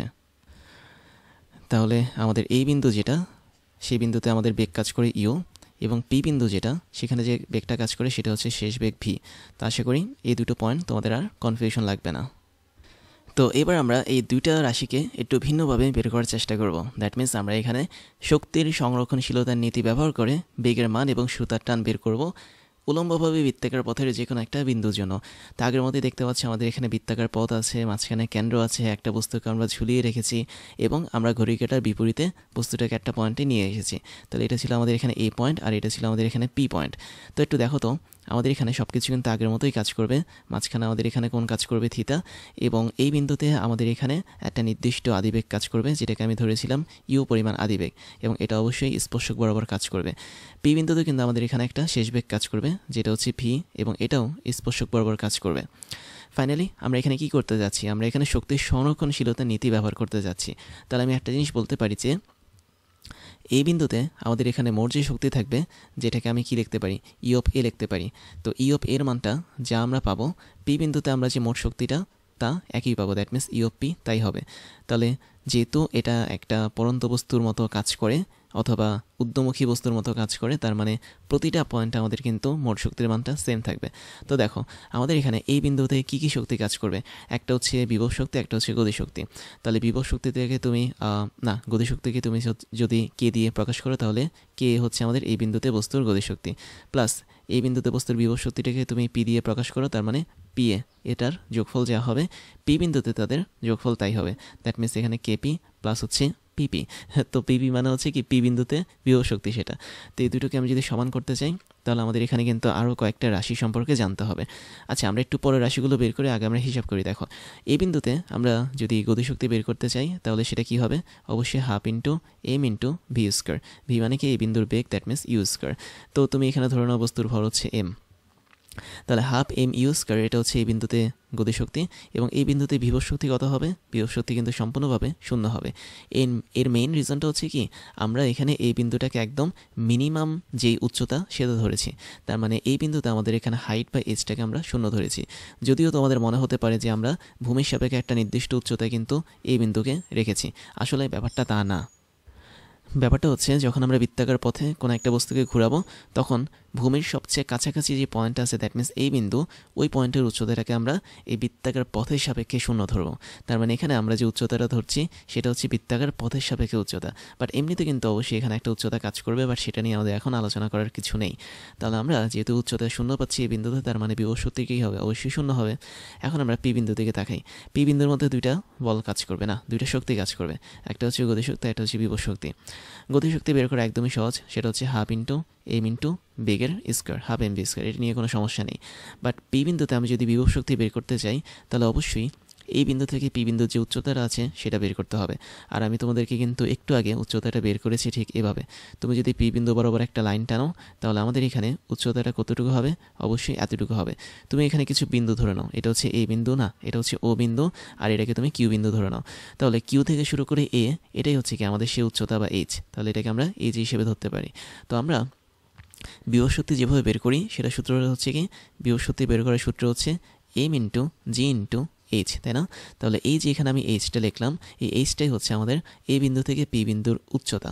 এটা কিন্তু কৌণিক উচ্চতা না, এটা সরাসরি উচ্চতা। তাহলে আমরা যদি এখানে এইচের মানটা বের করতে চাই, আমরা দেখেছিলাম এইচের মান কীভাবে বের করে, যদি সমগ্র দড়ির দৈর্ঘ্যটা হয় হচ্ছে এল, অথবা সেটা যদি বৃত্তের ব্যাসার্ধ আর হয়, যেটাই হোক কোনো সমস্যা নেই। তাহলে আমরা কীভাবে বের করেছিলাম, আমরা বের করেছিলাম ও থেকে শুরু করে কিউ, যেটা এই অংশটুকুকে বের করেছিলাম প্রথমে। তাহলে ও থেকে শুরু করে কিউ অংশটা কত বের হয়েছিল, অবশ্যই এল কস থিটা বের হয়েছিল। আমরা একটু আগে কিন্তু এটা বের করেছিলাম যখন আমরা বেগ বের করতে চাচ্ছিলাম তখন। তাহলে এটা তুমি বের করেছি এল কস থিটা, এবং এল কস থিটা তুমি যদি বের করো, তাহলে ও থেকে শুরু করে এ যেটা, এটা কিন্তু এল বা দড়ির দৈর্ঘ্য বা সুতার দৈর্ঘ্য। আবার আমি যদি কিউ থেকে শুরু করে এ বের করতে চাই, এটাই হচ্ছে কি আমাদের এখানে এইচ। আর এইচের মানটা কী হবে, অবশ্যই দুইটা জিনিসের বিয়োগফল, একটা হচ্ছে ও থেকে শুরু করে এ মাইনাস আমাদের এখানে ও থেকে শুরু করে কিউ, যেটা আমি অলরেডি তোমাদেরকে বের করে দেখিয়েছি। তাহলে ও থেকে শুরু করে এ যেটা, সেটা হচ্ছে আমাদের এল, মাইনাস ও থেকে শুরু করে কিউ, সেটা হচ্ছে কি এল কস থিটা। তো এভাবে আমরা কিন্তু এটা বের করতে পেরেছিলাম। তাহলে এইচের যে মানটা পেয়েছি সেটা হচ্ছে কি এল মাইনাস এল কস থিটা। তাহলে বিষয়টা আমি এখানে একটু সুন্দরভাবে লিখে দিই। আমাদের এখানে এইচের যে মানটা পাবো সেটা হচ্ছে এল মাইনাস এল কস থিটা। এটা কিন্তু আমরা ত্রিকোণমিতি ইউজ করে বের করতে পারি। তো আমরা এখন এইচের এই মানটা এখানে বসিয়ে দিয়ে দেখি কি আসে, এবং আমরা কিন্তু সরাসরি শক্তি সংরক্ষণশীলতার নীতি হিসেবে এটা বের করছি। তাহলে half into M into you square is equal to half into M into V square plus হচ্ছে এম ইন্টু জি ইন্টু এইচ। এইচের মানটা কত, এইচের মানটা হচ্ছে আমাদের এখানে এল মাইনাস এল কস থিটা। তাহলে আমরা একটা কাজ করি, হ্যাঁ আমরা এখানে লিখে ফেলি এল মাইনাস হচ্ছে এল কস থিটা। তো এই হচ্ছে আমাদের এখানে এইচের মান। তো এখন আমি যদি উভয় পক্ষে লসাগু গসাগু করি, মানে যেটাই করার করি, তাহলে আমরা এখানে পাবো, আচ্ছা দেখো তিনোটা পক্ষ থেকে কিন্তু আমাদের এখানে এম কাটা এম কাটা এম কাটা, তার মানে এমটা কিন্তু কাটা যাবে। তাহলে এক পাশে থাকবে কি আমাদের এখানে ইউ স্কোয়ার থাকবে, অপর পাশেতে কি থাকবে, অপর পাশে আমাদের এখানে থাকবে হচ্ছে ভি স্কোয়ার, এবং আরেকটা জিনিস থাকবে সেটা হচ্ছে প্লাস, যেহেতু আমি হাফ কেটে মানে হাফ যেহেতু আমি এখানে লসাগু করছি, তার মানে এখানে টু চলে আসবে আলটিমেটলি। তো এখানে থাকছে হচ্ছে আমাদের টু ইন্টু জি ইন্টু এল মাইনাস হচ্ছে এল কস থিটা, এরকম একটা কন্ডিশন আমরা এখানে পাবো। তারপরে আমরা যেটা করব সেটা হচ্ছে শেষ বেগ ভি বের করার চেষ্টা করব, কেননা শেষ বেগটা নিয়ে আমরা এখানে কাজ করব। তাহলে শেষ বেগ ভি যদি তুমি বের করো, ভি স্কোয়ার ইকুয়াল কী হবে, U square minus 2g into L minus L cos theta. তাহলে শুধুমাত্র যদি ভি বের করি তাহলে টোটালটা রুট ওভার হবে, ভেতরে থাকবে হচ্ছে ইউ স্কোয়ার মাইনাস থাকবে 2 ইন্টু জি into L minus L cos theta. তো এতটুকু অংশ আমরা পাবো এখানে শেষ বেগ অনুসারে। তো দেখো তো আমরা সেম শেষ বেগটা কিন্তু বের করেছিলাম একদম প্রথম স্লাইডে। তো যদি আমি তোমাদেরকে দেখাই জিনিসটা, তাহলে দেখো এই যে এখানে আমরা বের করেছি ভি মানে হচ্ছে পি বিন্দুতে থাকা অবস্থায় শেষ বেগ, যার মানে হচ্ছে root over U square minus 2g into L minus L cos theta. তো সেম জিনিসটাই কিন্তু আমরা এখানে বের করেছি শক্তির সংরক্ষণশীলতার নীতি ইউজ করে, যেখানে এই বিন্দু এবং পি বিন্দুর মধ্যে মোট শক্তির পরিমাণটা কি অপরিবর্তনীয় থাকে। তো এখন আমি যদি সেম জিনিসটাকে এখন আমরা টি এর ক্ষেত্রে বসে তাহলে কী পাবো, টি কীভাবে বের করব সেটা আমরা সেকেন্ড স্লাইডে কিন্তু অলরেডি বের করেছি। খেয়াল করে দেখো টি এর যে মানটা ছিল সেটা পি বিন্দুর জন্য কত ছিল, পি বিন্দুর জন্য ছিল আমাদের হচ্ছে এটা, তার মানে T is equal to M G cos theta plus M V square divided by L. এখন তুমি যদি এই সমীকরণের মধ্যে ভি এর মানটাকে জাস্ট বসিয়ে দাও তাহলে কিন্তু আলটিমেটলি তোমরা সেম এরকম একটা সমীকরণ পাবে। তার মানে ফাইনালি তোমরা এখানে টি এর যে মানটা পাবে সেটা এটাই হবে। তাহলে আমি বলতে যাচ্ছি যে আমরা যদি পরবর্তী স্লাইডে এখানে ভি এর মানটা বসিয়ে ফেলি টি এর জন্য, তাহলে আমরা টি এর একটা সমীকরণ পাবো, যে সমীকরণটা হুবহু আমাদের আগের স্লাইডের সমীকরণের মতো হবে। তাহলে দেখো টি এর সমীকরণটা কী ছিল, 3mg cos theta plus M you square by L minus 2mg। তো এটা আমি আর নতুন করে লিখলাম না, বড় একটা ইকুয়েশন। তো তুমি ধরে নাও এখানে আমাদের টি এর যেই টানের মানটা আসবে সেটা ঠিক আগের মতোই আসবে। তো তাই যদি হয়ে থাকে তাহলে আমরা এখন একটা নতুন বিষয় দেখব, সেটা হচ্ছে আমাদের ভিন্ন ভিন্ন অবস্থানে থাকা অবস্থায় এই যে টান বলটা যে দেখতে পাচ্ছি, দ্যাট মিনস আগের স্লাইডে তুমি যে টান বলটা দেখতে পাচ্ছ ওর মানটা কেমন হবে সেটা এখন আমরা বের করার চেষ্টা করব। তো সেটা বের করার জন্য আমরা একটা নতুন স্লাইড নিলাম, একটা বৃত্তাকার পথও নিলাম, এবং আমরা এখানে ভিন্ন ভিন্ন কন্ডিশনের জন্য টান বল বের করব এবং বেগের মান কী হয় সেটাও একটু বের করার চেষ্টা করব। তো তুমি প্রথমে ধরে নাও আমাদের বস্তুটা একদম ভূমির খুব কাছাকাছি অবস্থানে আছে, দ্যাট মিনস এই বিন্দুতে আছে। তাহলে এই বিন্দুতে যখন বস্তুটা থাকবে এটা কিন্তু আলটিমেটলি কেন্দ্রের সাপেক্ষে একদম ঝুলে থাকবে, তাই না? যদি আমরা বৃত্তাকার পথে বস্তুটাকে নাও ঘুরাই তারপর কিন্তু এই বিন্দুতে বস্তুটা ঝুলে থাকবে। তো এই বিন্দুতে থাকা অবস্থায় আমরা এখানে একটা আদিবেগ অ্যাপ্লাই করলাম বস্তুর উপর, এবং এই আদিবেগটা অবশ্যই স্পর্শক বরাবর কাজ করবে, এবং এটার মান আমি ধরলাম হচ্ছে ইউ। তাহলে ইউ যদি হয় আমাদের এখানে আদিবেগ, তো এরপর আমরা যেটা করতে পারি সেটা হচ্ছে এই ইউ বিন্দুটাকে আমরা একটা নির্দিষ্ট কোণ হিসেবে ধরতে পারি। কতটুকু কোণ হিসেবে ধরতে পারি, 0 ডিগ্রি কোণ হিসেবে ধরতে পারি, কেননা কেন্দ্র যদি ও হয়, আমরা যদি একটা নির্দিষ্ট দড়ির মাধ্যমে এই বস্তুটাকে ঝুলিয়ে রাখি তাহলে দেখতে পাচ্ছ কেন্দ্রে কিন্তু কোনো কোণ তৈরি করছে না, কেননা আমরা জানি যে যদি আমাদের সুতাটা এদিকে যায় তাহলে আমাদের এখানে একটা থিতা কোণ তৈরি হয়। বাট এখানে স্পেসিফিকভাবে যেহেতু উলম্ব বরাবর আমাদের এখানে সুতাটা রয়েছে, তার মানে আমাদের এই বিন্দুতে থিতার যে মানটা সেটা হচ্ছে 0। তাহলে থিতার মান যদি 0 হয় তাহলে এটাকে কাজে লাগিয়ে আমরা দুটো জিনিস বের করতে পারবো, একটা হচ্ছে বস্তুর বেগও বের করতে পারবো এই বিন্দুতে, এবং একই সাথে আমরা বের করতে পারবো তার টান বল বা টিকে। তো সেটা করার জন্য আমরা একটু তোমাদেরকে বলি যে আমরা এখানে প্রথম অপশনটা দেখবো হচ্ছে বেগের জন্য, দ্যাট মিনস প্রথম অপশন থাকবে হচ্ছে বেগ, আর পরের অপশনটা থাকবে হচ্ছে আমাদের এখানে টান বল বা টি। তো এটা আমরা এখানে নাও লিখতে পারি, আমরা মোটামুটি একটা সমীকরণ লিখবো, সেটা হচ্ছে কি টি এর যে সমীকরণটা ছিল টান বল সেই সমীকরণটা লিখবো। তো দেখো তো টান বলের সমীকরণ হিসেবে আমরা যেটা জানি সেটা হচ্ছে কি, সেটা হচ্ছে অনেকটা এরকম যে যদি একটু আগেকার স্লাইডগুলো দেখো তাহলে আমাদের টান বল ছিল M U square divide by হচ্ছে এল, এল মানে হচ্ছে কি দড়ির দৈর্ঘ্য, অথবা তুমি এখানে বৃত্তাকার পথের ব্যাসার্ধ হিসেবে সেটাকে লিখতে পারো। প্লাস ছিল আমাদের এখানে 3 ইন্টু এম জি ইন্টু কস থিটা, এবং আমাদের আরেকটা বাকি অংশ ছিল -2 ইন্টু এম জি। তো এই হচ্ছে আমাদের এখানে টান বলের সমীকরণ। তো আমরা যেটা করবো সেটা হচ্ছে আমরা এই টান বলের সমীকরণটাকে অ্যাপ্লাই করে এই বিন্দু এর মধ্যে কতটুকু পরিমাণ টান বল কাজ করে সেটা বের করতে পারবো, এবং একই সাথে আমাদের এই বিন্দুর মধ্যে যে আদিবেগটা আছে সেটা কি ইউ, তার মানে ইউটাকে আর বের করার দরকার নেই, এটা আদিবেগ হিসেবেই কাজ করবে। তো দেখো আমি যদি টি এর মানটা এখান থেকে বের করতে চাই, দেখো কত হবে। এই বিন্দুর জন্য আমরা এখানে দেখতে পাচ্ছি থিতার মানটা সম্পূর্ণভাবে 0। তো তুমি যদি উপরের সমীকরণে থিতার মানটা 0 বসাও তাহলে আমরা এখানে একটা টান বল পাবো।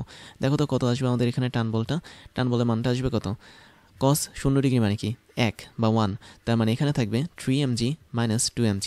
তাহলে 3mg মাইনাস 2mg যদি করি তাহলে একটা মাত্র mg থাকে, তাহলে আমাদের এখানে টান বলটা আসবে M you square divide by L plus হচ্ছে শুধুমাত্র mg। তাহলে M you square divide by L plus MG, এটা হচ্ছে আমাদের এই বিন্দুতে থাকা অবস্থায় টান বল। এখন আমরা যদি আরেকটা পয়েন্ট তোমাদেরকে দেখাই, খেয়াল করো। আমরা ধরো বস্তুটাকে এখন বি বিন্দুতে নিয়ে আসলাম, এটা হচ্ছে আমাদের সেই বি বিন্দু। বি বিন্দুর অবস্থানটা কীরকম দেখো তো, বি বিন্দুটা কিন্তু সরাসরি অনুভূমিক বরাবর রয়েছে, দ্যাট মিন্স এক্স অক্ষ বরাবর রয়েছে। এই কন্ডিশন আমি দেখতে পাচ্ছি আমাদের যে থিতার মানটা সেটা কিন্তু সম্পূর্ণভাবে 90 ডিগ্রি। তাহলে বি বিন্দুর জন্য আমি যদি টান বলের মানটা বের করতে চাই, তাহলে আমাদের থিতার মানটা কত বসাতে হবে? অবশ্যই 90 ডিগ্রি বসাতে হবে। এই হচ্ছে আমাদের এখানে 90 ডিগ্রি। তাহলে টান বল টি এর মানটা কত আসবে? কস 90 ডিগ্রি মান কত? অবশ্যই 0। তার মানে 3mg ইন্টু 0 মানে কি 0। তার মানে এখানে শুধু থাকবে কি -2mg। তো আমি বলতে পারি এখানে থাকবে mu square divided by l minus হচ্ছে 2mg। এটা হচ্ছে আমাদের বি বিন্দুতে টান বলের সমীকরণ। দ্যাট মিনস এই টান বলটা কী বরাবর কাজ করবে? অবশ্যই বস্তু থেকে দূরবর্তী অবস্থানে কাজ করবে বা এভাবে কাজ করবে। এখানেও সেম, বস্তু থেকে দূরবর্তী অবস্থানে টান বলটি কাজ করবে। বাট এক একটা ক্ষেত্রে কিন্তু এক এক রকম টান বল কাজ করে। তো এটাকে তুমি T1 ধরতে পারো, এটাকে তুমি T2 ধরতে পারো, তোমার ইচ্ছা। তার মানে এটা হবে আমাদের T1, এটা হবে আমাদের এখানে T2। এখন আমি যদি সি বিন্দুর জন্য টান বলটা বের করে খেয়াল করে দেখো, এই হচ্ছে আমাদের এখানে সি বিন্দু। দ্যাট মিন্স ভূমি থেকে সবচেয়ে উপরে আমাদের সি বিন্দুটা রয়েছে। তার মানে কোনো একটা দড়ি যদি আমাদের ও বিন্দুর সাথে এভাবে যুক্ত থাকে, তাহলে সেটাই হচ্ছে কি সি বিন্দুর মধ্যে কাজ করবে। তো সি বিন্দুর জন্য তুমি যদি কোণের দিকে একটু তাকাও, থিতার দিকে যদি একটু তাকাও, তুমি স্পষ্ট দেখতে পাচ্ছ আমাদের এখানে প্রথম কন্ডিশন থেকে এই টোটাল যে কোণটা সেটা কিন্তু এখন 180 ডিগ্রি হিসেবে কাজ করে। তার মানে এটাই হচ্ছে কি আমাদের এখানে সি বিন্দুর কোণ। তাহলে থিতার মানটা যদি আমি 180 বসাই, তাহলে কি ঘটবে দেখো, আমরা এখানে নতুন একটা টান বল পাবো, সেটা হচ্ছে T3। তাহলে T3 পরিমাণ টান বলের মানটা হবে mu square divide by l, এটা যা আছে তাই থাকবে। সিম্পলি আমি যেখানে কি বসাবো, কস 180 ডিগ্রি বসাবো। এবং কস 180 ডিগ্রি মান কত তোমরা সবাই জানো, কস 180 ডিগ্রি মান হচ্ছে -1। তার মানে এখানে থাকবে -3mg -2mg। দ্যাট মিনস দুইটা যোগ করলে আমরা পাবো -5mg। তাহলে এটা হচ্ছে আমাদের এখানে সি বিন্দুতে থাকা অবস্থায় টান বলের মান। এবং ফাইনালি আমি যদি তোমাকে ডি বিন্দুর দিকে একটু নজর দিতে বলি, তাহলে ডি বিন্দুর দিকে তুমি যদি দেখো, তাহলে দেখতে পাচ্ছ এখানে থিতার মান কত। আচ্ছা, ডি বিন্দু তো দেই নেই, এটা হচ্ছে আমাদের এখানে ডি বিন্দু। তাহলে ডি বিন্দুটা টোটালি আমি দেখতে পাচ্ছি কতটুকু হয়, এটা আমি যদি দড়ির মাধ্যমে যুক্ত করে দিই, তাহলে মূল বিন্দুর সাপেক্ষে ডি বিন্দুর যেই কোণটা সেটা হবে আরও 90 ডিগ্রি বেশি।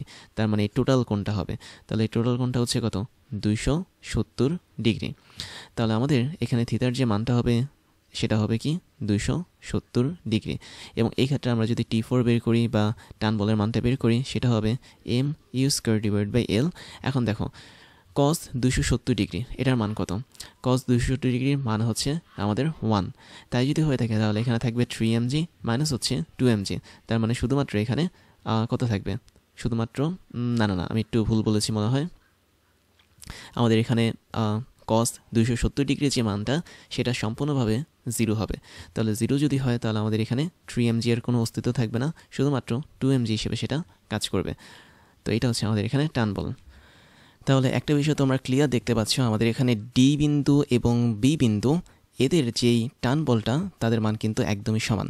তাহলে আমি এখানে একটা সুন্দর বিষয় বলতে পারি, সেটা হচ্ছে যখন আমাদের অনুভূমিক বরাবর এই বস্তুটা থাকবে, দ্যাট মিনস আমরা এখানে যে বস্তুটাকে ঘোরাচ্ছি সেটা যদি একদম এক্স অক্ষর সাপেক্ষে থাকে, হতে পারে সেটা পজিটিভ এক্স অক্ষ অথবা নেগেটিভ এক্স অক্ষ, তখন কিন্তু তাদের রশির মধ্যে যে টান বলটা আছে সেটা একই রকম কাজ করবে। তো এখানে সি বিন্দুতে টান বল কাজ করে T3 এবং ডি বিন্দুতে টান বল কাজ করে T4। আর আলটিমেটলি আমাদের এখানে T2 যেটা, দ্যাট মিনস বি বিন্দুতে থাকা অবস্থায় টান বল, তার মানটা হচ্ছে ডি বিন্দুতে থাকা অবস্থায় টান বলের সমান। তো এই হচ্ছে আমাদের এখানে টান বলের সমীকরণ। এখন তোমরা যদি এখান থেকে বেগের মানগুলো বের করতে চাও, সেটাও কিন্তু সম্ভব। আমরা দেখতে পাচ্ছি এই বিন্দুর জন্য আমাদের যে বেগটা কাজ করে এই বস্তুটার, সেই বেগের মানটা হচ্ছে ইউ। তার মানে ইউ নিয়ে কোনো ঝামেলা হবে না, এটা আমরা ধরেছি তাই এটা যা আছে তাই থাকবে। বি বিন্দুতে তুমি যদি বেগের মানটা বের করতে চাও, আমি একটা জিনিস বলতে পারি, সেটা হচ্ছে কীভাবে বের করবে। বি বিন্দুর জন্য বেগের মান বের করতে হলে তোমরা এখানে একটা নতুন বেগ পাবে, সেটাকে তুমি ভি অফ বি ধরতে পারো। তার মানে বি বিন্দু বরাবর আমাদের যেই রৈখিক বেগটা সেটা বি বিন্দুর স্পর্শক বরাবর উপরের দিকে কাজ করবে। আমি একটু ছোট্ট করে এঁকে দিচ্ছি, এই হচ্ছে আমাদের এখানে ভি অফ বি কাজ করবে। এবং আমি সি বিন্দু বরাবর একটা রৈখিক বেগ সেটাও দেখিয়ে দিচ্ছি, সেটাও কিন্তু স্পর্শক বরাবর এদিকে কাজ করবে। তো এটা হচ্ছে আমাদের এখানে পিসি। এবং ডি বিন্দু বরাবর যে বেগটা কাজ করবে সেটা হচ্ছে কি অবশ্যই ভিডি, এবং এটাও কিন্তু স্পর্শক বরাবর নিচের দিকে কাজ করবে। এর মেইন কারণটা হচ্ছে আমরা এখানে যে বস্তুটাকে ঘুরিয়েছি সেটা কিন্তু ঘড়ির কাঁটার বিপরীত দিকে ঘুরিয়েছি। তো এই যদি হয় আমাদের অবস্থা, তাহলে দেখো ভি অফ বি যেটা বের করবো সেটা কীভাবে বের করব। আমরা যেটা করি সেটা হচ্ছে এই সূত্রটা অ্যাপ্লাই করি যে V square is equal to U square minus 2 into G into H. যেহেতু বস্তুটাকে আমরা এ থেকে বিতে নিয়েছি, বি থেকে সিতে, আবার সি থেকে ডিতে নিয়েছি, তার মানে এটা বলা যায় এ থেকে বি সি হয়ে যখন সি বিন্দুতে পৌঁছাবে সেটা হচ্ছে ঊর্ধ্বমুখী বস্তুর ক্ষেত্রে সূত্র, আবার সি থেকে যখন ডি হয়ে এতে পৌঁছাবে সেটা হচ্ছে নিম্নমুখী বস্তুর জন্য সূত্র। তো আমরা V square is equal to U square minus 2gs use করতে পারি। তো সেক্ষেত্রে আমরা এখানে শুধুমাত্র ভি এর যে মানটা পাবো সেটা হবে কি root over U square minus 2 into জি ইন্টু এইচ হবে। তো ওই সূত্র অনুসারে আমরা এখানে ভি অফ বি লিখতে পারি কি root over U square, that means আদি বেগের বর্গ, মাইনাস হচ্ছে 2 ইন্টু জি ইন্টু এইচ। এখন দেখো এইচ মানে কি, এইচ মানে এ থেকে বি এর উচ্চতা। তাহলে এ থেকে বি এর যে উচ্চতাটা সেটা হচ্ছে কি সম্পূর্ণভাবে দড়ির যে দৈর্ঘ্যটা আছে সেটা, বা সুতার যে দৈর্ঘ্যটা আছে সেটা, বা বৃত্তের ব্যাসার্ধ আছে সেটা। তার মানে আমরা এখানে সরাসরি এলকে লিখে দিতে পারি, যেখানে এল হচ্ছে কি আমাদের এখানে দড়ির দৈর্ঘ্য। অথবা তুমি চাইলে এই সমীকরণটাকে এভাবেও লিখতে পারো root over U square minus 2 into জি ইন্টু, যদি এই বৃত্তাকার পথের ব্যাসার্ধকে আর ধরো তাহলে আরও লিখতে পারো, কেননা এখানে সুতার দৈর্ঘ্য যা ব্যাসার্ধ কি তা। তার মানে আমরা এখান থেকে সুতার যে টোটাল দৈর্ঘ্যটা পাচ্ছি তার মানটা হবে কি এল, এবং এটাই হচ্ছে বৃত্তাকার পথের ব্যাসার্ধ বা আর। তো এইভাবে আমরা বি বিন্দুতে আমরা বস্তুর বেগটাকে বের করতে পারি। একইভাবে আমি যদি সি বিন্দুতে বেগের মানটা বের করতে চাই, কোথায় দেখাবো, আমি একটু উপরে দেখাই। ধরো আমি এখন সি বিন্দুতে না, আমি নিচেই দেখাই। ধরো সি বিন্দুতে আমরা এখন বেগের মান বের করতে যাচ্ছি, যেটা হচ্ছে ভি অফ সি, এবং ভি অফ সি কি স্পর্শক বরাবর কাজ করে। তাহলে এটাও বের করার জন্য আমরা কি করতে পারি, অবশ্যই আমরা সেম সূত্রটাই অ্যাপ্লাই করতে পারি। দ্যাট মিনস আমরা এখানে একটা রুট ওভার দিতে পারি, ভেতরে থাকবে ইউ স্কোয়ার মাইনাস 2 ইন্টু জি। এখন জি এর পর আমরা কাকে দিব, অবশ্যই আমরা এখানে দিব এ থেকে শুরু করে সি বিন্দু যে টোটাল উচ্চতাটা সেটা। তো দেখো তো এ থেকে শুরু করে সি বিন্দুর উচ্চতা মানে কি ডাবল সুতার উচ্চতা, দ্যাট মিনস দুইটা সুতার দৈর্ঘ্য বা 12। তার মানে আমরা এল এর বদলে এখানে দিতে পারি 12, কেননা এ থেকে সি এর যে উচ্চতা সেটা হচ্ছে ডাবল বৃত্তের ব্যাসার্ধ অথবা ডাবল সুতার দৈর্ঘ্য মানে দ্বিগুণ। তার মানে আমরা এখানে চাইলে এটাকে এভাবে লিখতে পারি root over U square minus হচ্ছে 2 ইন্টু, না 2 দুগুণে 4 হয়, 2 ইন্টু জি ইন্টু এল এভাবে লিখতে পারি। অথবা তোমরা এখানে এল এর বদলে কি লিখতে পারো, আরও লিখতে পারো, কোনো সমস্যা নেই, ইউ স্কোয়ার মাইনাস 4 ইন্টু জি ইন্টু আর। তো এটা হচ্ছে আমাদের সি বিন্দুতে থাকা অবস্থায় এই বৃত্তাকার পথে ঘূর্ণমান কোনো একটা বস্তুর রৈখিক বেগ। এবং ফাইনালি আরেকটা মজার বিষয় আছে, সেটা হচ্ছে ডি বিন্দুতে বস্তুর বেগ কী হবে। এটা আমি অলরেডি তোমাদেরকে বলে দিই, ডি বিন্দুতে এবং বি বিন্দুতে দড়ির টার্ম যেরকম সেম হয় একইভাবে বেগের মানটাও সেম হয়।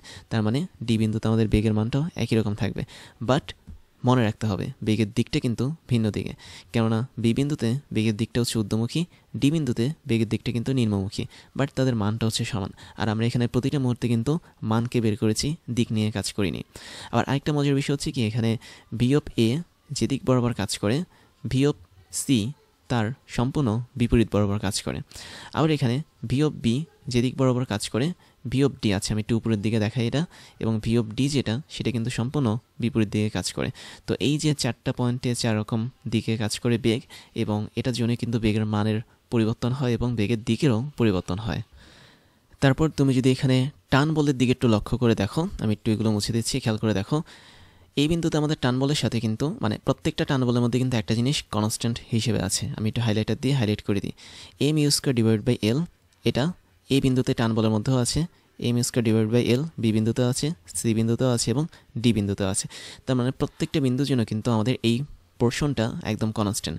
বাট এই বিন্দুতে আমি দেখতে পাচ্ছি একটা এক্সট্রা পার্ট আছে, সেটা হচ্ছে এমজি। এমজি কিন্তু যোগ আকারে আছে। বি বিন্দুতে -2 mg, তার মানে এমজি এর দ্বিগুণটা বিয়োগ আকারে আছে। সি বিন্দুতে -5 mg, তার মানে এমজিটা 5 গুণ বিয়োগ আকারে আছে। আবার ডি বিন্দুতে দেখতেই পাচ্ছ বি বিন্দুর মতো একই রকম। তার মানে আমি এখানে স্পষ্ট একটা জিনিস বুঝতে পারলাম, সেটা হচ্ছে এই বিন্দুতে আমাদের টান বলের মানটা সবচেয়ে বেশি। তাহলে আমি যদি এখানে অর্ডার তৈরি করি, তাহলে এই বিন্দুতে আমাদের যদি টান বলটা টি হয়, এক কাজ করি আমি এখানে 1 2 3 4 না লিখে এ বি সি লিখি, তাহলে বুঝতে সুবিধা হবে। তাহলে এ বি সি ডি, তাহলে এই যে এখানে এ বি সি ডি এগুলো একটু পরিবর্তন করে দিই, তাহলে তোমাদের বুঝতে সুবিধা হবে। এটা হচ্ছে আমাদের এ বিন্দুতে টান বল টি এ, বি বিন্দুতে টান বল টিবি, সি বিন্দুতে টান বল টিসি এবং ডি বিন্দুতে টান বল টিডি। তার মানে এই বিন্দুতে টান বল কি সবচেয়ে বেশি, কার তুলনায় বেশি, বাকিগুলোর তুলনায় বেশি। এবং বি বিন্দুতে এবং ডি বিন্দুতে আমি দেখতে পাচ্ছি টান বল মোটামুটি মাঝারি আকারে আছে। তার মানে টি এ গ্রেটার দেন টিবি এবং একই সাথে টিসি, না টিসি না টিডি, কেননা ডি বিন্দু আর টি মানে বি বিন্দুর টান বল কি সমান, এবং এরা আবার কার চেয়ে বড়, অবশ্যই সি বিন্দুর টান বলের চেয়ে বড়, তার মানে টিসিটা সবার লাস্টে থাকবে। তার মানে এই যে টান বলগুলো দেখতে পাচ্ছি তার মধ্যে এই বিন্দুতে সবচেয়ে বেশি টান বল কাজ করে দড়িতে, সি বিন্দুতে সবচেয়ে কম টান বল কাজ করে, আর বি এবং ডি বিন্দুতে ইকুয়াল টান বল কাজ করে। তো এটা হচ্ছে আমাদের এখানে টান বলের যে সিকোয়েন্স আছে সেটা। এখন তোমাদেরকে আরেকটা মজার সিকোয়েন্স দেখাই। দেখো, তুমি তো এই ভি এর সূত্রটা অলরেডি জানো, তাই না? তো সূত্রটাকে আমরা এখানে একটু ছোট্ট করে লিখে রাখি যাতে তোমরা ভুলে না যাও। আমরা শেষ বেগ বের করি কীভাবে, রুট ওভার বি স্কোয়ার না ইউ স্কোয়ার মাইনাস 2 ইন্টু জি ইন্টু এস হিসেবে। তো এটা আমি একটু লিখে রাখলাম যেহেতু এটা মুছে দিয়েছি। আমরা এখানে একটা দারুণ কম্বিনেশন দেখব। তো তুমি যদি টান বলের দিকে যদি একটু ভালো করে লক্ষ্য করে দেখো, তাহলে আমরা কিন্তু চাইলে এই বিন্দুতে থাকা টান বলটা থেকে বিয়োগ দিতে পারি বি বিন্দুতে থাকা টান বলকে। দেখো তো বিয়োগ দিলে কি আসে। আবার আমরা কিন্তু চাইলে এই বিন্দুতে থাকা টান বল থেকে বিয়োগ দিতে পারি সি বিন্দুতে থাকা টান বলকে, এবং ফাইনালি আমরা কিন্তু বি বিন্দুতে থাকা টান বল থেকে বিয়োগ দিতে পারি সি বিন্দুতে থাকা টান বলটাকে। তার মানে সি বিন্দুতে থাকা টান বল যেহেতু সবাই ছোট, তার মানে তাকে আমরা বাকি টান বলগুলো থেকে বিয়োগ দিতে পারি। তো এখন বলো রেজাল্টগুলো কী আসে। তো আই থিঙ্ক তোমরা অলরেডি বের করে ফেলেছো এখানে রেজাল্টগুলো কী আসে। টি এ মাইনাস টিবি তুমি যদি করো তাহলে দেখতে পাচ্ছ এখানে M you square divided by L এবং M U square divided by L দুটোই কি কাটা যাবে, এবং আলটিমেটলি এমজি থেকে আমি বিয়োগ করবো কাকে, -2mg-কে। তাহলে mg -2mg, দ্যাট মিনস এরা মিলিতভাবে 3mg তৈরি করবে। আবার তুমি যদি টিএ থেকে টিসিকে বিয়োগ দাও, তার মানে mg থেকে তুমি -5mg-কে বাদ দিচ্ছ, তার মানে এখানে হবে কি 6mg হবে, এবং M U square divided by l কাটাকাটি হয়ে যাবে। এবং টিবি থেকে যদি আমি টিসিকে বাদ দিই তাহলে দেখতে পাচ্ছি -2mg, এখান থেকে আমি বাদ দিচ্ছি -5mg, তার মানে -2mg -5mg, তার মানে +3mg পাবো। তার মানে এই হচ্ছে আমাদের এখানে ঘটনা। তো তুমি এই তিনটা টান বলের কম্বিনেশনটাকেও মনে রাখতে পারো, এই কম্বিনেশনগুলো কিন্তু অনেক বেশি ইম্পর্টেন্ট। তাহলে দেখতে পাচ্ছ আমাদের এখানে এই কম্বিনেশনগুলো নিয়ে কিন্তু আমরা খুব সুন্দরভাবে কিছু সূত্র সাজাতে পারি। আবার এখানে বি বিন্দু আর ডি বিন্দু যেহেতু টান বলটা সমান, তুমি চাইলে এটাকে অন্যভাবে লিখতে পারো, দ্যাট মিনস এখানে টিএ মাইনাস টিডি লিখতে পারো, কোনো সমস্যা নেই। আবার এখানেও তুমি চাইলে টিবি এর জায়গায় টিডি লিখতে পারো, তার মানে ডি বিন্দুর টান বল এবং বি বিন্দুর টান বল কি সমান, সেই জন্য আমরা সূত্রটাকে এভাবেও সাজাতে পারি, কোনো সমস্যা হবে না। তো এই হচ্ছে আমাদের এখানে কয়েকটা কম্বিনেশনে দেখালাম টান বলগুলো কী হয় এবং বেগের মানটা কী হয়। তো এবার যদি আমি সবগুলো কেসকে একটা নির্দিষ্ট ছকের মাধ্যমে দেখাই, তাহলে খেয়াল করে দেখো এই হচ্ছে আমাদের ছবি আর এই হচ্ছে আমাদের এখানে ছক। তাহলে এখানে ভিন্ন ভিন্ন পজিশন দেখতে পাচ্ছি, এ বি সি ডি 4টা পজিশন, যেখানে এই বিন্দুতে থাকা অবস্থায় আমাদের কোণ হচ্ছে 0, দ্যাট মিনস থিটার মানটা হচ্ছে 0, বি বিন্দুতে 90 ডিগ্রি, সি বিন্দুতে 180 ডিগ্রি এবং ডি বিন্দুতে 270 ডিগ্রি। ভেলোসিটি মানে হচ্ছে বেগ, দ্যাট মিনস কী পরিমাণ বেগ কাজ করে সেই বেগের মানটা তোমরা এখানে দেখতে পাচ্ছ সুন্দরভাবে দেওয়া, এই বিন্দুতে ইউ, তারপর বি বিন্দু, সি বিন্দু, ডি বিন্দুতেও কিন্তু দেওয়া, এবং ফাইনালি আমাদের এখানে টেনশন ফোর্স বা টান বলটাও দেখতে পাচ্ছি, এই বিন্দুতে কিন্তু আমাদের টান বলটা এটাই এসেছিল, এবং হিসাব করে আমরা দেখতে পাচ্ছি বি সি ডি বিন্দুতে ভিন্ন ভিন্ন টান বলগুলো ছিল। এবং এখানে ইম্পর্টেন্ট দুইটা পয়েন্ট, সেটা হচ্ছে কি অবশ্যই বি বিন্দুতে যা কাজ করবে ডি বিন্দুতে তাই কাজ করবে, দ্যাট মিনস বি বিন্দুর টান বল এবং বেগ, ডি বিন্দুর টান বল এবং বেগ দুজন কি অবশ্যই সমান হবে। তো তোমরা এই দুটো জিনিস মনে রাখতে পারো, এবং এই ছকটা তোমাদেরকে দিলাম যাতে তোমরা খুব সহজেই বাকি কেসগুলো ঠিকঠাক মতো এই ছবির সাথে মিলিয়ে দেখতে পারো। তারপরে যে কনসেপ্টটা নিয়ে কথা বলবো সেটা হচ্ছে সন্ধিবেগ বা ক্রিটিক্যাল ভেলোসিটি। এর মানে হচ্ছে যখন তুমি একটা বৃত্তাকার পথ নিবে উলম্ব বরাবর এবং মাঝখানে একটা কেন্দ্র নিবে, কেন্দ্রের সাথে সুতার মাধ্যমে কোনো একটা বস্তুকে যখন ঝুলিয়ে রাখবে, তখন আমরা ওই বস্তুর মধ্যে কিন্তু একটা নির্দিষ্ট আদিবেগ অ্যাপ্লাই করতে পারি। তো তুমি ধরে নাও আমাদের এখানে আদিবেগ হচ্ছে ইউ এবং বস্তুটা এই বিন্দুতে বসে আছে। তো এরপরে যেটা হয় সেটা হচ্ছে বস্তুটা তখন ভিন্ন ভিন্ন পয়েন্টে যেতে পারে, যেমন ঘড়িকাঁটার বিপরীতে বস্তুটা পি বিন্দুতে যেতে পারে, তারপর অনুভূমিক বরাবর কেন্দ্রের সাথে বি বিন্দুতে যেতে পারে, আবার বস্তুটা কিন্তু সি বিন্দুতে যেতে পারে, তারপর বস্তুটা কিন্তু আবার অনুভূমিক বরাবর ডি বিন্দুতে যেতে পারে। তার মানে প্রত্যেকটা বিন্দুতে যখন বস্তুটা ট্রাভেল করছে তখন কিন্তু ওই বস্তুটার মধ্যে স্পর্শক বরাবর একটা করে বেগ কাজ করে, এবং তুমি ধরো পি বিন্দু বরাবর এদিকে একটা বেগ কাজ করবে ভি প্রাইম, বি বিন্দু বরাবর ন্যূনতম আমাদের এখানে সেম বেগ কাজ করতে হবে, that means v prime, c বিন্দু বরাবর অবশ্যই এখানে আরেকটা ন্যূনতম বেগ কাজ করবে সেটা হচ্ছে ভি প্রাইম, এবং ডি বিন্দু বরাবর আমাদের এখানে ন্যূনতম একটা বেগ কাজ করবে ভি প্রাইম। তাহলে তুমি দেখতে পাচ্ছ ভিন্ন ভিন্ন পয়েন্টে বৃত্তাকার পথে আমাদের এখানে বস্তুর উপর একই রকম পরিমাণ বেগ কাজ করতে হবে, এবং এই বেগটা হচ্ছে একটা ন্যূনতম বেগ বা মিনিমাম লেভেলের একটা বেগ। এর চেয়ে কম যদি কোনো বেগ কাজ করে তাহলে কিন্তু বস্তুটার এই বৃত্তাকার পথে ঘুরতে পারবে না, ওই দড়ির সাথে বস্তুটা একদম আলগা হয়ে যাবে বা খসে পড়ে যাবে। তার মানে সন্ধিবেগ হচ্ছে একটা মিনিমাম বেগ বা বলা যায় ন্যূনতম বেগ, যে বেগটা সবসময় কোনো একটা বস্তু কন্টিনিউ করতে থাকে যখন সে উলম্ব বরাবর বৃত্তাকার পথে ঘোরে। তাহলে উলম্ব বরাবর বৃত্তাকার পথে প্রতিটা পয়েন্টে আমাদের বৃত্তাকার পথের গতিপথটাকে মেনটেন করার জন্য কোনো একটা বস্তুর মধ্যে ন্যূনতম যে বেগটা কাজ করে সেটাই হচ্ছে সন্ধিবেগ। তার মানে এখানে ইউ হচ্ছে আদিবেগ, এর সাথে কিন্তু সন্ধিবেগের কোনো সম্পর্ক নেই। আমাদের সন্ধিবেগগুলো কারা? ভি প্রাইম হচ্ছে এখানে সন্ধিবেগ। তার মানে প্রত্যেকটা পয়েন্টে বৃত্তাকার পথ জুড়ে কোনো একটা বস্তু যদি ঘুরতে থাকে, তাহলে তাদের প্রত্যেকটা পয়েন্টে মিনিমাম যে বেগটা কাজ করবে, যার জন্য বস্তুটা বৃত্তাকার পথে ঘুরতে থাকবে, সেটাই হচ্ছে আমাদের এখানে সন্ধিবেগ হিসেবে কাজ করে। তো এখন আমরা যেটা করতে পারি সেটা হচ্ছে সন্ধিবেগের যেই সমীকরণটা আছে সেটা থেকে এর মানটা বের করতে পারি বা ফর্মুলা বের করতে পারি। তার মানে যদি তুমি ধরে নাও ভি প্রাইম তো হচ্ছে এখানে আমাদের সন্ধিবেগ, তাই না? তুমি যদি কোনো একটা পয়েন্টে ভি প্রাইমের চেয়ে কম পরিমাণ বেগকে যদি যুক্ত করে রাখো বা অ্যাপ্লাই করো, তখন কি ঘটবে? ধরো আমাদের এখানে বি বিন্দুটা আছে, তাহলে আমি যদি বি বিন্দুর দিকে একটু তাকাই, খেয়াল করে দেখো, আমি ধরলাম আমাদের এখানে বি বিন্দুতে বস্তুর যে বেগটা কাজ করে সেটা হচ্ছে সন্ধিবেগের চেয়ে কম, দ্যাট মিনস স্মলার দেন সন্ধিবেগ। ধরো বি বিন্দুতে আমাদের বস্তুর বেগটা হচ্ছে ভিবি, যেটা হচ্ছে সন্ধিবেগের চেয়ে কম। তখন কিন্তু বি বিন্দুতে থাকা অবস্থায় বস্তুটা আর সামনে যেতে পারবে না বা আর এটা ঘড়িকাঁটা বিপরীতে যেতে পারবে না, সে বি বিন্দুতে থাকা অবস্থায় এভাবে নিচে পড়ে যাবে। তাহলে বিষয়টা হচ্ছে এরকম যে সন্ধিবেগের চেয়ে কম পরিমাণ বেগ নিয়ে যদি কোনো একটা বস্তু বৃত্তাকার পথে চলা শুরু করে, তখন সেটা কখনোই বৃত্তাকার পথটাকে অতিক্রম করতে পারে না বা কমপ্লিট করতে পারে না। তো আমরা যদি এখানে সন্ধিবেগটা বের করতে চাই, আমরা একটা নির্দিষ্ট পয়েন্ট নিয়ে এই কাজটা করতে পারি, এবং সে পয়েন্টটা হচ্ছে সর্বোচ্চ পয়েন্ট বা সি। খেয়াল করে দেখো, সি বিন্দুর সাথে, মানে সি বিন্দুতে এখন আমাদের বস্তুটা রয়েছে, এবং এই সি বিন্দুর সাথে আমি এখন দড়িটাকে দেখিয়ে দিলাম একদম ক্যান্ডার সাথে। ধরো এটা হচ্ছে আমাদের এখানে সি বিন্দু। তো যখন কোনো একটা বস্তু উলম্ব বরাবর ঘুরতে ঘুরতে সর্বোচ্চ উচ্চতাতে যায়, তখন কিন্তু তার দড়ির টানটা শূন্য হয়ে যায়। দ্যাট মিনস দড়ি তখন তাকে আর সেভাবে আকর্ষণ করতে পারে না। তো এখানে দড়ির টানটা শূন্য থাকা অবস্থায় অবশ্যই আমাদের এখানে একটা বেগ কাজ করবে, ন্যূনতম পরিমাণ বেগ, এবং এটাকে কিন্তু আমরা বলে থাকি সন্ধিবেগ। তাহলে আমরা সি পয়েন্টেরকে, মানে সি পয়েন্টটাকে কাজে লাগিয়ে সন্ধিবেগটা বের করতে পারি। তাহলে দেখো এখানে কি হচ্ছে, আমরা লিখতে পারি অ্যাট পয়েন্ট সি, আমরা সি বিন্দুতে দেখব কী কী জিনিস কাজ করে।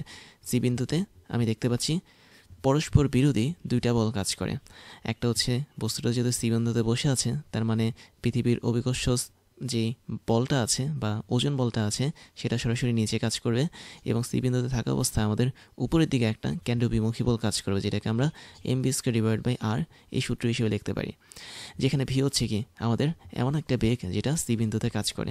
তার মানে আমরা এখানে ভি না লিখে ভি প্রাইম হোল স্কয়ারও লিখতে পারি, কেননা সি বিন্দুতে আমি দেখতে পাচ্ছি এখানে রৈখিক বেগ হিসেবে ভি প্রাইমটা কাজ করে। তাহলে সি বিন্দুতে আমি দেখতে পাচ্ছি টান বল যেহেতু শূন্য, তার মানে এম জির মান যা হবে M V prime square divide by R, এটার মানে কি তাই হবে।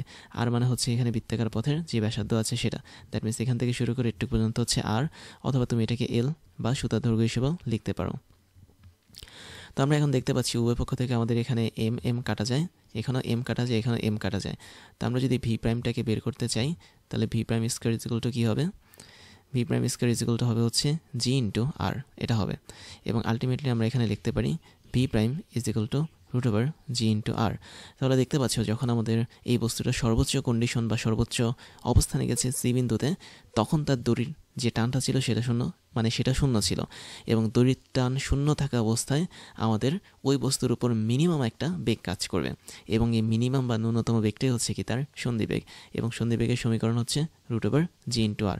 তার মানে তুমি যদি এখানে বাকি পয়েন্টগুলোর দিকে তাকাও, দ্যাট মিনস আমি একটু যদি লিখি, তুমি দেখতে পাচ্ছ আমাদের এখানে পি পয়েন্ট আছে, বি পয়েন্ট আছে, ডি পয়েন্ট আছে। তার মানে এই সমস্ত পয়েন্টে থাকা অবস্থায় বস্তুর মধ্যে যদি ভি প্রাইম পরিমাণ বেগটা কাজ করে, অথবা বস্তুর মধ্যে যদি রুট ওভার জি ইন্টু আর পরিমাণ বেগটা যদি কাজ করে, তাহলে অবশ্যই ওই বস্তুটা সুন্দরভাবে বৃত্তাকার পথে চলবে। তার মানে সে পি বিন্দুতে থাকলে বি বিন্দুতে পৌঁছাতে পারবে, বি বিন্দুতে থাকলে সে ডি বিন্দুতে পৌঁছাতে পারবে। তো এটাই হচ্ছে আমাদের সন্ধিবেগ, যে বেগটা হচ্ছে একটা ন্যূনতম মানের বেগ। এবং এই বেগের চেয়ে কম পরিমাণ বেগ নিয়ে যদি কোনো একটা বস্তু যাত্রা করে, তাহলে সে কখনোই বৃত্তাকার পথে চলতে পারবে না, সে প্রতিবার পিছলে পড়ে যাবে। তো এখন আমরা যেভাবে সন্ধিবেগের রৈখিক পার্টটা বের করেছি, একইভাবে আমরা কিন্তু কৌণিক বেগের পার্টটাও বের করতে পারি। তুমি জানো সন্ধিবেগের জন্য আমি যদি ধরি ভি প্রাইম, এর মানটা হচ্ছে কি আর ইন্টু ওমেগা, যেখানে ওমেগা প্রাইম এখানে দিতে পারি। ওমেগা প্রাইম মানে হচ্ছে এখানে সন্ধি কৌণিক বেগ, তার মানে বস্তুটা কী পরিমাণ কৌণিক বেগ প্রাপ্ত হবে প্রত্যেকটা পয়েন্টে মিনিমাম লেভেলের, সেটা আমরা এখন বের করার চেষ্টা করব। তাহলে আমরা এখানে লিখতে পারি ভি প্রাইমের মানটা, that means root over G into R লিখতে পারি। আর মানে হচ্ছে কিন্তু আমাদের এখানে বৃত্তাকার পথের ব্যাসার্ধ, ওখানে লিখতে পারি আর ইন্টু ওমেগা প্রাইম। তো আলটিমেটলি আমরা এখানে ওমেগা প্রাইমের যে মানটা পাবো সেটা হচ্ছে উপরে জি, নিচে হচ্ছে আর, তারপর হবে হচ্ছে রুট ওভার। এর মানে কি? এর মানে যখন আমাদের বস্তুটা এই বিন্দু থেকে যাত্রা শুরু করে ভিন্ন ভিন্ন বিন্দুতে গেল, দ্যাট মিনস পি বিন্দু, বি বিন্দু, সি বিন্দু, ডি বিন্দুতে গেল, তখন তার মধ্যে অবশ্যই ন্যূনতম মানের এরকম একটা কণিক বেগ কাজ করবে বা ওমেগা প্রাইম পরিমাণ কণিক বেগ কাজ করবে। তা না হলে কিন্তু আমাদের বস্তুটা ঘুরবে না। তা আমি বলতে পারি আমাদের এখানে ওমেগা প্রাইম হচ্ছে একটা স্টার সাইন দিতে হবে, এবং এখানে একই সাথে ভি প্রাইম যেটা এখানে একটা স্টার সাইন দিতে হবে। তো এই দুটো হচ্ছে আমাদের এখানে মেইন সূত্র, যাদের একটা হচ্ছে সন্ধি রৈখিক বেগ আর একটা হচ্ছে সন্ধি কৌণিক বেগ। তো এখন আরেকটা সম্পর্ক দেখো, সেটা হচ্ছে কোনো একটা বস্তুর বৃত্তাকার পথে ঘোরার পথে প্রতিটা মুহূর্তে তার বেগটা মিনিমাম সন্ধি বেগের মতো হতে হবে। তাহলে এটা আমি বলতে পারি না, যদি আমি বৃত্তাকার পথে ঘূর্ণায়মান কোনো একটা বস্তুর বেগের মানটাকে ভি হিসেবে ধরি, তাহলে বেগের মানটা সমান অথবা তার চেয়ে বড় হতে হবে সন্ধি বেগ বা ভি প্রাইমের চেয়ে, বা তার চেয়ে ছোটো হলে হবে না। ধরো আমাদের ভি স্মলার দেন ভি প্রাইম, তখন কি হবে? তখন কিন্তু বস্তুটা আর সার্কুলার পথে বা বৃত্তাকার পথে চলতে পারবে না। তাহলে এটা হচ্ছে আমাদের এখানে সঠিক সিদ্ধান্ত বা রাইট কন্ডিশন, এবং এই জিনিসটা হচ্ছে কি আমাদের এখানে রং কন্ডিশন। এবং তুমি যখন দেখবে রাইট কন্ডিশন কাজ করছে, এর মানে হচ্ছে টি এর মানটা শূন্যের খুব কাছাকাছি হবে, বাট শূন্যের মান হবে না। মানে মিনিমাম আমাদের এখানে একটা টান বল কাজ করবে, খুবই মিনিমাম। বাট যদি আমি এখানে ধরেছি সি অবস্থানে টান বলটা শূন্য, এটা আসলে ফিজিক্সের ভাষায় ধরেছি, বাট সত্যিকার অর্থে এখানে সি মানে টি এর মানটা শূন্য না, টি এর মানটা হচ্ছে শূন্যের কাছাকাছি। তো এটা হচ্ছে আমাদের এখানে বাস্তব লাইফের এক্সাম্পল, যেখানে টি এর মানটা শূন্যের কাছাকাছি থাকে। তাহলে আমরা এখানে যে ইকুয়েশনটা বের করলাম, এটা কিন্তু প্রথম কন্ডিশন হিসেবে বের করেছি, আমরা কিন্তু দ্বিতীয় কন্ডিশন হিসেবে বের করিনি। দ্বিতীয় কন্ডিশন মানে হচ্ছে কি, আমাদের এখানে যদি এমন একটা বেগ অ্যাপ্লাই করি প্রতিটা পয়েন্টে থাকা অবস্থায় যেটা সন্ধি বেগের চেয়েও কম, তখন আমাদের টান বল যেটা আছে এটা আসলে শূন্যের চেয়েও ছোটো হয়ে যাবে। তার মানে সেখানে কোনো টান বল কাজ করবেই না, বরং বিপরীত দিকে একটা বল কাজ করবে। তাই সবসময় মনে রাখবে, সন্ধি বেগ থাকা অবস্থায় অবশ্যই আমাদের এখানে টান বলের মানটা একদম মিনিমাম থাকবে, বা মিনিমাম লেভেলের একটা টান বল কাজ করবে বস্তু এবং সুতার মাঝে, এবং সেই মিনিমাম লেভেলের টান বলটাকে আমরা প্রায় শূন্যের কাছাকাছি ধরেছি। বাট যখন আমাদের কোনো সন্ধি বেগ যখন আমাদের কোনো বেগ থাকবে সন্ধি বেগের চেয়েও কম পরিমাণ, তখন কিন্তু কোনো প্রকার কোনো টান বল কাজ করবে না, সেই জন্য সেটাকে আমরা টি স্মলার দেন 0 হিসেবে ধরেছি। তো এবার যেটা করব সেটা হচ্ছে উলম্ব বরাবর বৃত্তাকার গতিশীল বস্তুর সর্বনিম্ন বিন্দুতে বেগের বিভিন্ন অবস্থা আমরা অ্যাপ্লাই করব, এবং তার মাধ্যমে আমরা দেখব যে কী পরিমাণ আদিবেগ অ্যাপ্লাই করলে আমাদের ওই বৃত্তাকার পথে ঘূর্ণায়মান কোনো একটা বস্তু ভিন্ন ভিন্ন নির্দিষ্ট পয়েন্টে চলে যেতে পারে। প্রথম কেসটা হচ্ছে, দেখো বৃত্তাকার পথ আছে, কেন্দ্র আছে, এবং আমাদের একটা দড়ির মাধ্যমে বেঁধে রাখা বস্তু আছে। তো একদম শুরুতে আমাদের এখানে বস্তুটা এই বিন্দুতে বসে আছে। আমাদের এখন টার্গেট হচ্ছে কি, আমরা এখন একটা নির্দিষ্ট আদিবেগ অ্যাপ্লাই করব বস্তুর একদম স্পর্শক বরাবর, সেটা হচ্ছে আমাদের ধরো ইউ পরিমাণ আদিবেগ, এবং এই আদিবেগের ফলে বস্তুটা ঘড়ি কাঁটার বিপরীতে ঘুরে একদম বি বিন্দুতে চলে আসবে। তাহলে আমরা এখানে কী পরিমাণ আদিবেগ প্রয়োগ করলে বস্তুটা সরাসরি বি বিন্দুতে চলে আসবে সেটা আমরা এখন বের করার চেষ্টা করব। আর দেখতে পাচ্ছি আমাদের এখানে এই এ এবং বি বিন্দুতে থাকা বস্তুর মধ্যবর্তী কোণটা হচ্ছে কত? অবশ্যই 90 ডিগ্রি। তো তাই যদি করতে হয় তাহলে আমাদের এখানে খুব সাবধানে কয়েকটা হিসাব নিকাশ করতে হবে। তো সাবধানে বলছি কি, কারণ আমরা এখানে দেখতে পাচ্ছি যেহেতু এ থেকে বি বিন্দুতে আমাদের বস্তুটা গিয়েছে, তার মানে এই বিন্দুতে থাকা মোট শক্তি আর বি বিন্দুতে থাকা মোট শক্তি অবশ্যই সমান হবে। তাহলে আমাদের টার্গেট হচ্ছে ইউ বের করা। আমরা যেটা করতে পারি সেটা হচ্ছে এই বিন্দুতে মোট শক্তিকে আমরা ই অফ এ লিখতে পারি, এবং বি বিন্দুতে আমরা মোট শক্তিকে ই অফ বি লিখতে পারি শক্তির সংরক্ষণশীলতার নীতি অনুসারে। তো এই দুইটা আমরা এখন বের করব। মোট শক্তি মানে হচ্ছে গতিশক্তি গুণন বিভব শক্তি। তাহলে এই বিন্দুতে আমাদের এখানে গতিশক্তি যেটা সেটা হচ্ছে কে অফ এ বা কাইনেটিক এনার্জি অফ এ, এবং বিভব শক্তি হচ্ছে পি অফ এ বা potential energy of A. B বিন্দুতেও সেম কেপি প্লাস পিবি হিসেবে কাজ করে। তো এখন আমরা আস্তে আস্তে এটা সমাধান করার চেষ্টা করি। এই বিন্দুতে যদি আমি একটা নির্দিষ্ট আদিবেগ দিয়েছি, তার মানে এখানে অবশ্যই একটা গতিশক্তি কাজ করবে। তার মানে এটা হবে হচ্ছে half into M into u square. এই বিন্দুটা হচ্ছে একদম শূন্য উচ্চতাতে রয়েছে, দ্যাট মিনস বৃত্তাকারী পথের উচ্চতাকে যদি আমি কম্পেয়ার করি, তাহলে এই বিন্দুটার মধ্যে উচ্চতা হচ্ছে শূন্য বা সবার নিচে রয়েছে। তার মানে এখানে উচ্চতা যদি শূন্য, তাহলে পটেনশিয়াল এনার্জি বা বিভব শক্তি হচ্ছে এম জি ইন্টু এইচ, এইচ মানে হচ্ছে শূন্য। তারপর তুমি দেখতে পাচ্ছ আমাদের বি বিন্দুতে সব কিছু পরিবর্তন হয়ে গেছে, 90 ডিগ্রি কোণ করে চলে গেছে বি বিন্দুতে, এবং বি বিন্দুতে থাকা অবস্থাও কিন্তু আমাদের এখানে স্থিতি গতিশক্তি এবং বিভব শক্তি কাজ করবে। তো আমি যদি গতিশক্তি বের করতে চাই, half into M into v square দিতে পারি। তো এখন এখানে ভি মানে হচ্ছে কি, ভি মানে হচ্ছে বি বিন্দুতে থাকা অবস্থায় বেগ। তো তুমি ধরে নাও আমাদের এখানে বি বিন্দুতে থাকা অবস্থায় বেগটা কিন্তু অবশ্যই উপরের দিকে স্পর্শক বরাবর কাজ করবে। এবং যেহেতু আমি বলেছি যে আমাদের এখানে উলম্ব বরাবর বৃত্তাকার গতিশীল বস্তুর সর্বনিম্ন বিন্দুতে বেগের বিভিন্ন অবস্থা, তার মানে বি বিন্দুতে যখন আমরা পৌঁছে যাব ওই মুহূর্তটাতে আমাদের অবশ্যই এই টোটাল বস্তুটাকে বৃত্তাকার পথ অতিক্রম করার জন্য √g পরিমাণ বেগের দরকার হবে। কারণ আমরা দেখেছি যে যখন আমরা এরকম বৃত্তাকার পথে কোনো একটা বস্তুর ঘূর্ণন সম্পন্ন করতে চাই তখন প্রতিটা পয়েন্টে কিন্তু √g করে আমাদের বেগের মানটা থাকে। যেমন আগের স্লাইডে তুমি দেখতে পাচ্ছ আমরা কিন্তু ভি প্রাইমের মান বা সন্ধি বেগের মানটা বের করেছি √g। তার মানে বি বিন্দুতে অবশ্যই আমাদের এখানে একটা সন্ধি বেগ কাজ করবে যেটা হচ্ছে √g। তো আমি যদি আরেকটু সহজ করে বলি যে তোমার টার্গেট হচ্ছে এ থেকে বিতে যাওয়া, তাহলে এ থেকে তুমি যদি বিতে যেতে চাও তাহলে বি বিন্দুতে যাওয়ার সময় মিনিমাম তোমার একটা বেগ অবশ্যই থাকতে হবে। তা না হলে কিন্তু বি বিন্দুতে আসার সাথে সাথে আমাদের এখানে বস্তুটা নিচে পড়ে যাবে বা সুতাটা হচ্ছে আলগা হয়ে যাবে। তো অবশ্যই বি বিন্দুতে আমাদের এখানে সন্ধি বেগ থাকতে হবে, যেটার মান হচ্ছে কি √g/r। তাহলে √g/r এটা হচ্ছে আমাদের ভি এর মান, তাহলে আমরা এখানে বসিয়ে দিতে পারি √g/r। এবং বি বিন্দুতে থাকা অবস্থা আমরা এখানে দেখতে পাচ্ছি একটা বিভব শক্তিও কাজ করবে, তার মানে হচ্ছে কি m/g/h। h মানে হচ্ছে উচ্চতা, আর এই উচ্চতা হিসেবে কাজ করবে আমাদের বৃত্তের ব্যাসার্ধ বা আর। তো আমরা এখানে আরটা লিখতে পারি। তো এই হচ্ছে আমাদের সমীকরণ, যে সমীকরণ আমাকে নির্দেশ করে যে এ বিন্দুতে মোট শক্তি এবং বি বিন্দুতে মোট শক্তির মান সমান। তো দেখো সবগুলো অপশন থেকে আমাদের এখানে এম কাটা, এখানেও এম কাটা এবং এখানেও কি এম কাটা। তো তাই যদি হয় আমাদের এখানে থাকে হচ্ছে ½ উপরের অংশে = এখানে থাকে যেটা সেটা হলো কত থাকে ½ √g/r, এটা হচ্ছে এখানে থাকে। আর এখানে থাকে হচ্ছে শুধুমাত্র gr, মানে এটা হচ্ছে ছোট হাতে gr একটা হয়ে গেছে, একটা বড় হাতের হয়েছে, সমস্যা নেই। তো আমি একটা কাজ করি, এটাকে ছোট হাতের দিয়েই প্রকাশ করি যেহেতু আমরা এখানে ব্যাসার্ধটাকে ছোট হাতের আর হিসেবে ধরেছি। তো এই যদি হয় আমাদের অবস্থা, তো তুমি দেখতে পাচ্ছ আমরা 2 দিয়ে উভয়পক্ষকে গুণ করি, আমি এখানে পাবো u² কত পাবো, u² হচ্ছে √gr প্লাস হচ্ছে 2 × gr, এরকম একটা অপশন পাবো। তো এখন আচ্ছা আমার মনে হয় এখানে একটু ভুল হয়েছে, সেটা হচ্ছে ½ m/v²। হ্যাঁ, এখানে একটা ছোট্ট মিস্টেক হয়েছে, কারণ এটার মান ছিল কিন্তু আমাদের ভি, তাই না? যদি v² করি তাহলে এখান থেকে √টা কেটে যাবে, শুধুমাত্র g/r থাকবে। তো এখান থেকে √টা কেটে যাবে, দ্যাট মিনস ½ শুধুমাত্r gr এখানে কাজ করবে। তো তাই যদি হয় তাহলে তো আমাদের চিন্তা নেই, √টা কেটে যাবে। তার মানে এখানে আলটিমেটলি থাকবে হচ্ছে u² = 2gr + gr, that means হচ্ছে 3 × gr।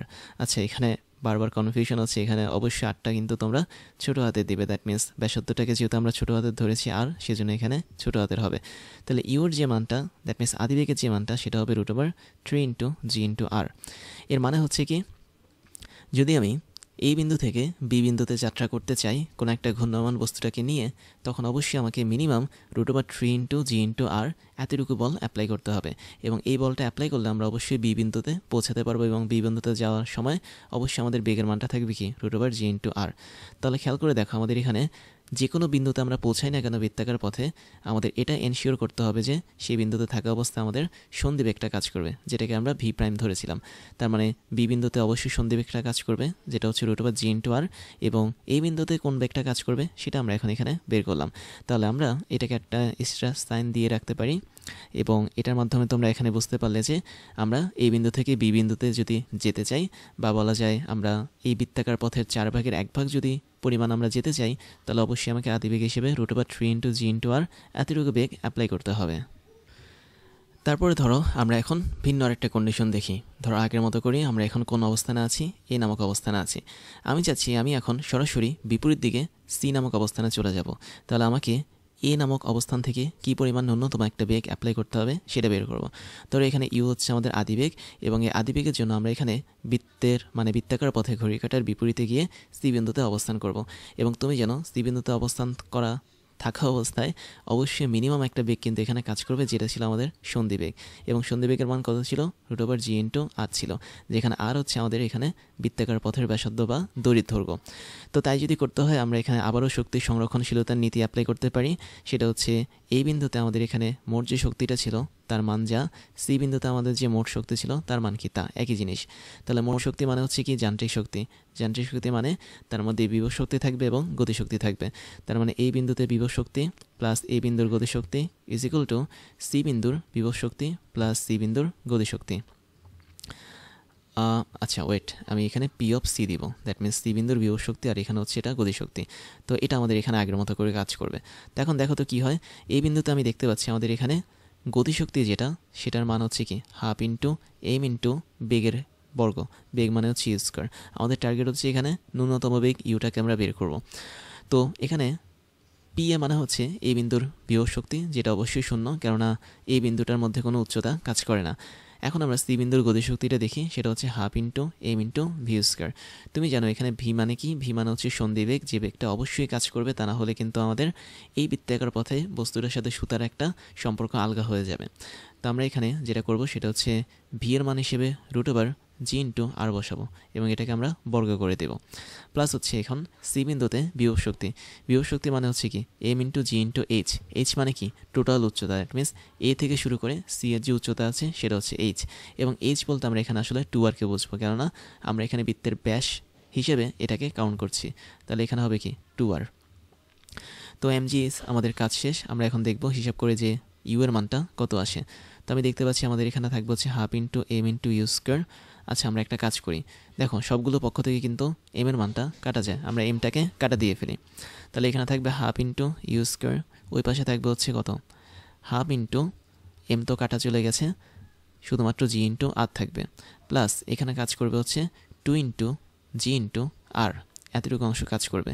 2 দিয়ে উভয় পক্ষকে আমরা গুণ করি, তাহলে আমি পাবো এখানে you square is equal to, ওই পাশে পাবো শুধুমাত্র জি আর এই পাশে পাবো কত 2 দুগুণে 4, তার মানে 4 ইন্টু জি আর। তাহলে আলটিমেটলি আমরা পাচ্ছি এখানে you square is equal to 5 into G into R. তো আলটিমেটলি আমরা এখানে পাবো ইউ এর মানটা হচ্ছে রুট ওভার 5 ইন্টু জি ইন্টু আর। তার মানে আমি যদি এই বিন্দুতে থাকা অবস্থায় কোনো একটা বস্তুকে এতটুকু পরিমাণ আদিবেগ অ্যাপ্লাই করি, that means root over 5 into G into R, তবে আমরা ওই বস্তুটাকে একদম সি বিন্দুতে বা সর্বোচ্চ উচ্চতায় পৌঁছাতে পারবো। তাহলে এটা হচ্ছে আমাদের এখানে আরও একটা সম্পর্ক।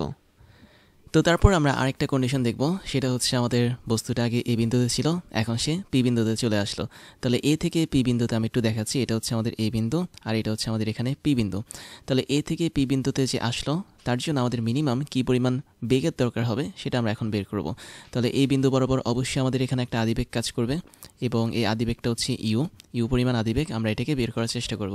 এবং পি বিন্দুতে থাকা অবস্থায় অবশ্যই স্পর্শক বরাবর আমাদের একটা বেগ কাজ করবে, সেটা হচ্ছে কি ভি বা সন্ধিবেগ, মানে মিনিমাম যে বেগটা এখানে কাজ করবে সেটা হচ্ছে সন্ধিবেগ, বা বলা যায় ভি প্রাইম, অথবা সরাসরি আমি এখানে সূত্র লিখতে পারি রুট ওভার জি ইন্টু আর, যেখানে আর হচ্ছে কি দড়ির যেই দৈর্ঘ্যটা আছে সেটা, অথবা এই বৃত্তাকার পথের ব্যাসার্ধ। তাই যদি হয় আমাদের এখানে, তাহলে আমরা আগের মতো করে সেম কাজটা করতে পারি। দ্যাট মিনস এই বিন্দুতে যে শক্তিটা আছে তার টোটাল শক্তিটা হচ্ছে পি বিন্দুর শক্তির সমান। তার মানে শক্তি বলতে আমরা এখানে বিভব শক্তি এবং গতিশক্তির সমষ্টিকে বুঝবো। তো এই বিন্দুতে আমাদের এখানে বিভব শক্তি যেটা, সেটা হচ্ছে পি অফ এ হিসেবে কাজ করবে, গতিশক্তিটাকে আমরা কে অফ এ হিসেবে লিখতে পারি। পি বিন্দুতে আমাদের বিভব শক্তিটাকে পি অফ পি হিসেবে লিখতে পারি, এবং গতিশক্তি যেটা এটাকে আমরা কে অফ পি হিসেবে লিখতে পারি। তো এখন দেখো, আমরা এখন এই বানগুলোকে বসিয়ে ফেলি। যেহেতু এই বিন্দুতে আমাদের গতিশক্তি শূন্য, না গতি না, বিভব শক্তি হচ্ছে শূন্য, আর গতিশক্তির মান হচ্ছে কি half into M into you square. এবং পি বিন্দুতে আমাদের এখানে বিভব শক্তি যেটা, সেটা বের করার জন্য তোমাদেরকে দেখতে হবে যে এম ইন্টু জি ইন্টু এইচ। এখন এইচ জিনিসটা আসলে কি? এইচ মানে হচ্ছে, আমি তোমাদেরকে অনেকবার দেখিয়েছিলাম, এই বিন্দু থেকে পি বিন্দুর যে উচ্চতা সেটা, তার মানে আমাদের এতটুকু অংশ হচ্ছে এখানে এইচ হিসেবে কাজ করবে, আর এখানে টোটাল অংশটা আর হিসেবে কাজ করবে। তো এইচ বের করাটা একদমই সহজ। আমরা এখানে একটা কোণ ধরতাম, সেটা হচ্ছে থিটা পরিমাণ কোণ।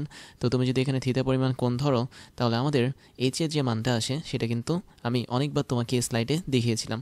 বলো তো এইচের মানটা কী আসে?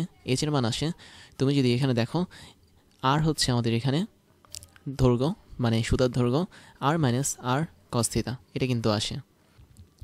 তো এটা কীভাবে আসে? কেননা তুমি দেখতে পাচ্ছ আমাদের এতটুকু অংশ কিন্তু আর কস থিটা হিসেবে কাজ করে। তাহলে টোটাল অংশটা কি আর, তার মানে এখান থেকে শুরু করে এখানে টোটাল অংশটা আর, বা সুতার দৈর্ঘ্য হচ্ছে আর, তুমি আর থেকে যদি আর কস থিটা বাদ দাও, তাহলে তুমি এখানে এইচটা পেয়ে যাবে। তাহলে এইচের মানটা আমরা এখানে পরবর্তীতে বসাবো। তারপরে যে অংশটা আছে সেটা হচ্ছে গতিশক্তি। গতিশক্তির মান হচ্ছে একই রকম half into M into V square. V মান হচ্ছে সন্ধিবেগ পি বিন্দুতে, তো পি বিন্দুতে সন্ধিবেগটা কত?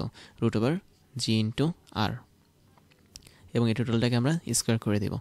তো দেখো তো এখন কী হয়, আমাদের সমীকরণটা একটা নতুন সমীকরণ চলে আসে। এখানে আমরা পাচ্ছি হাফ ইন্টু একটা কাজ করি, আমরা এখানে সবগুলো থেকে এমকে কাটা দিয়ে দিই, যেহেতু এমের এখানে আর দরকার হচ্ছে না।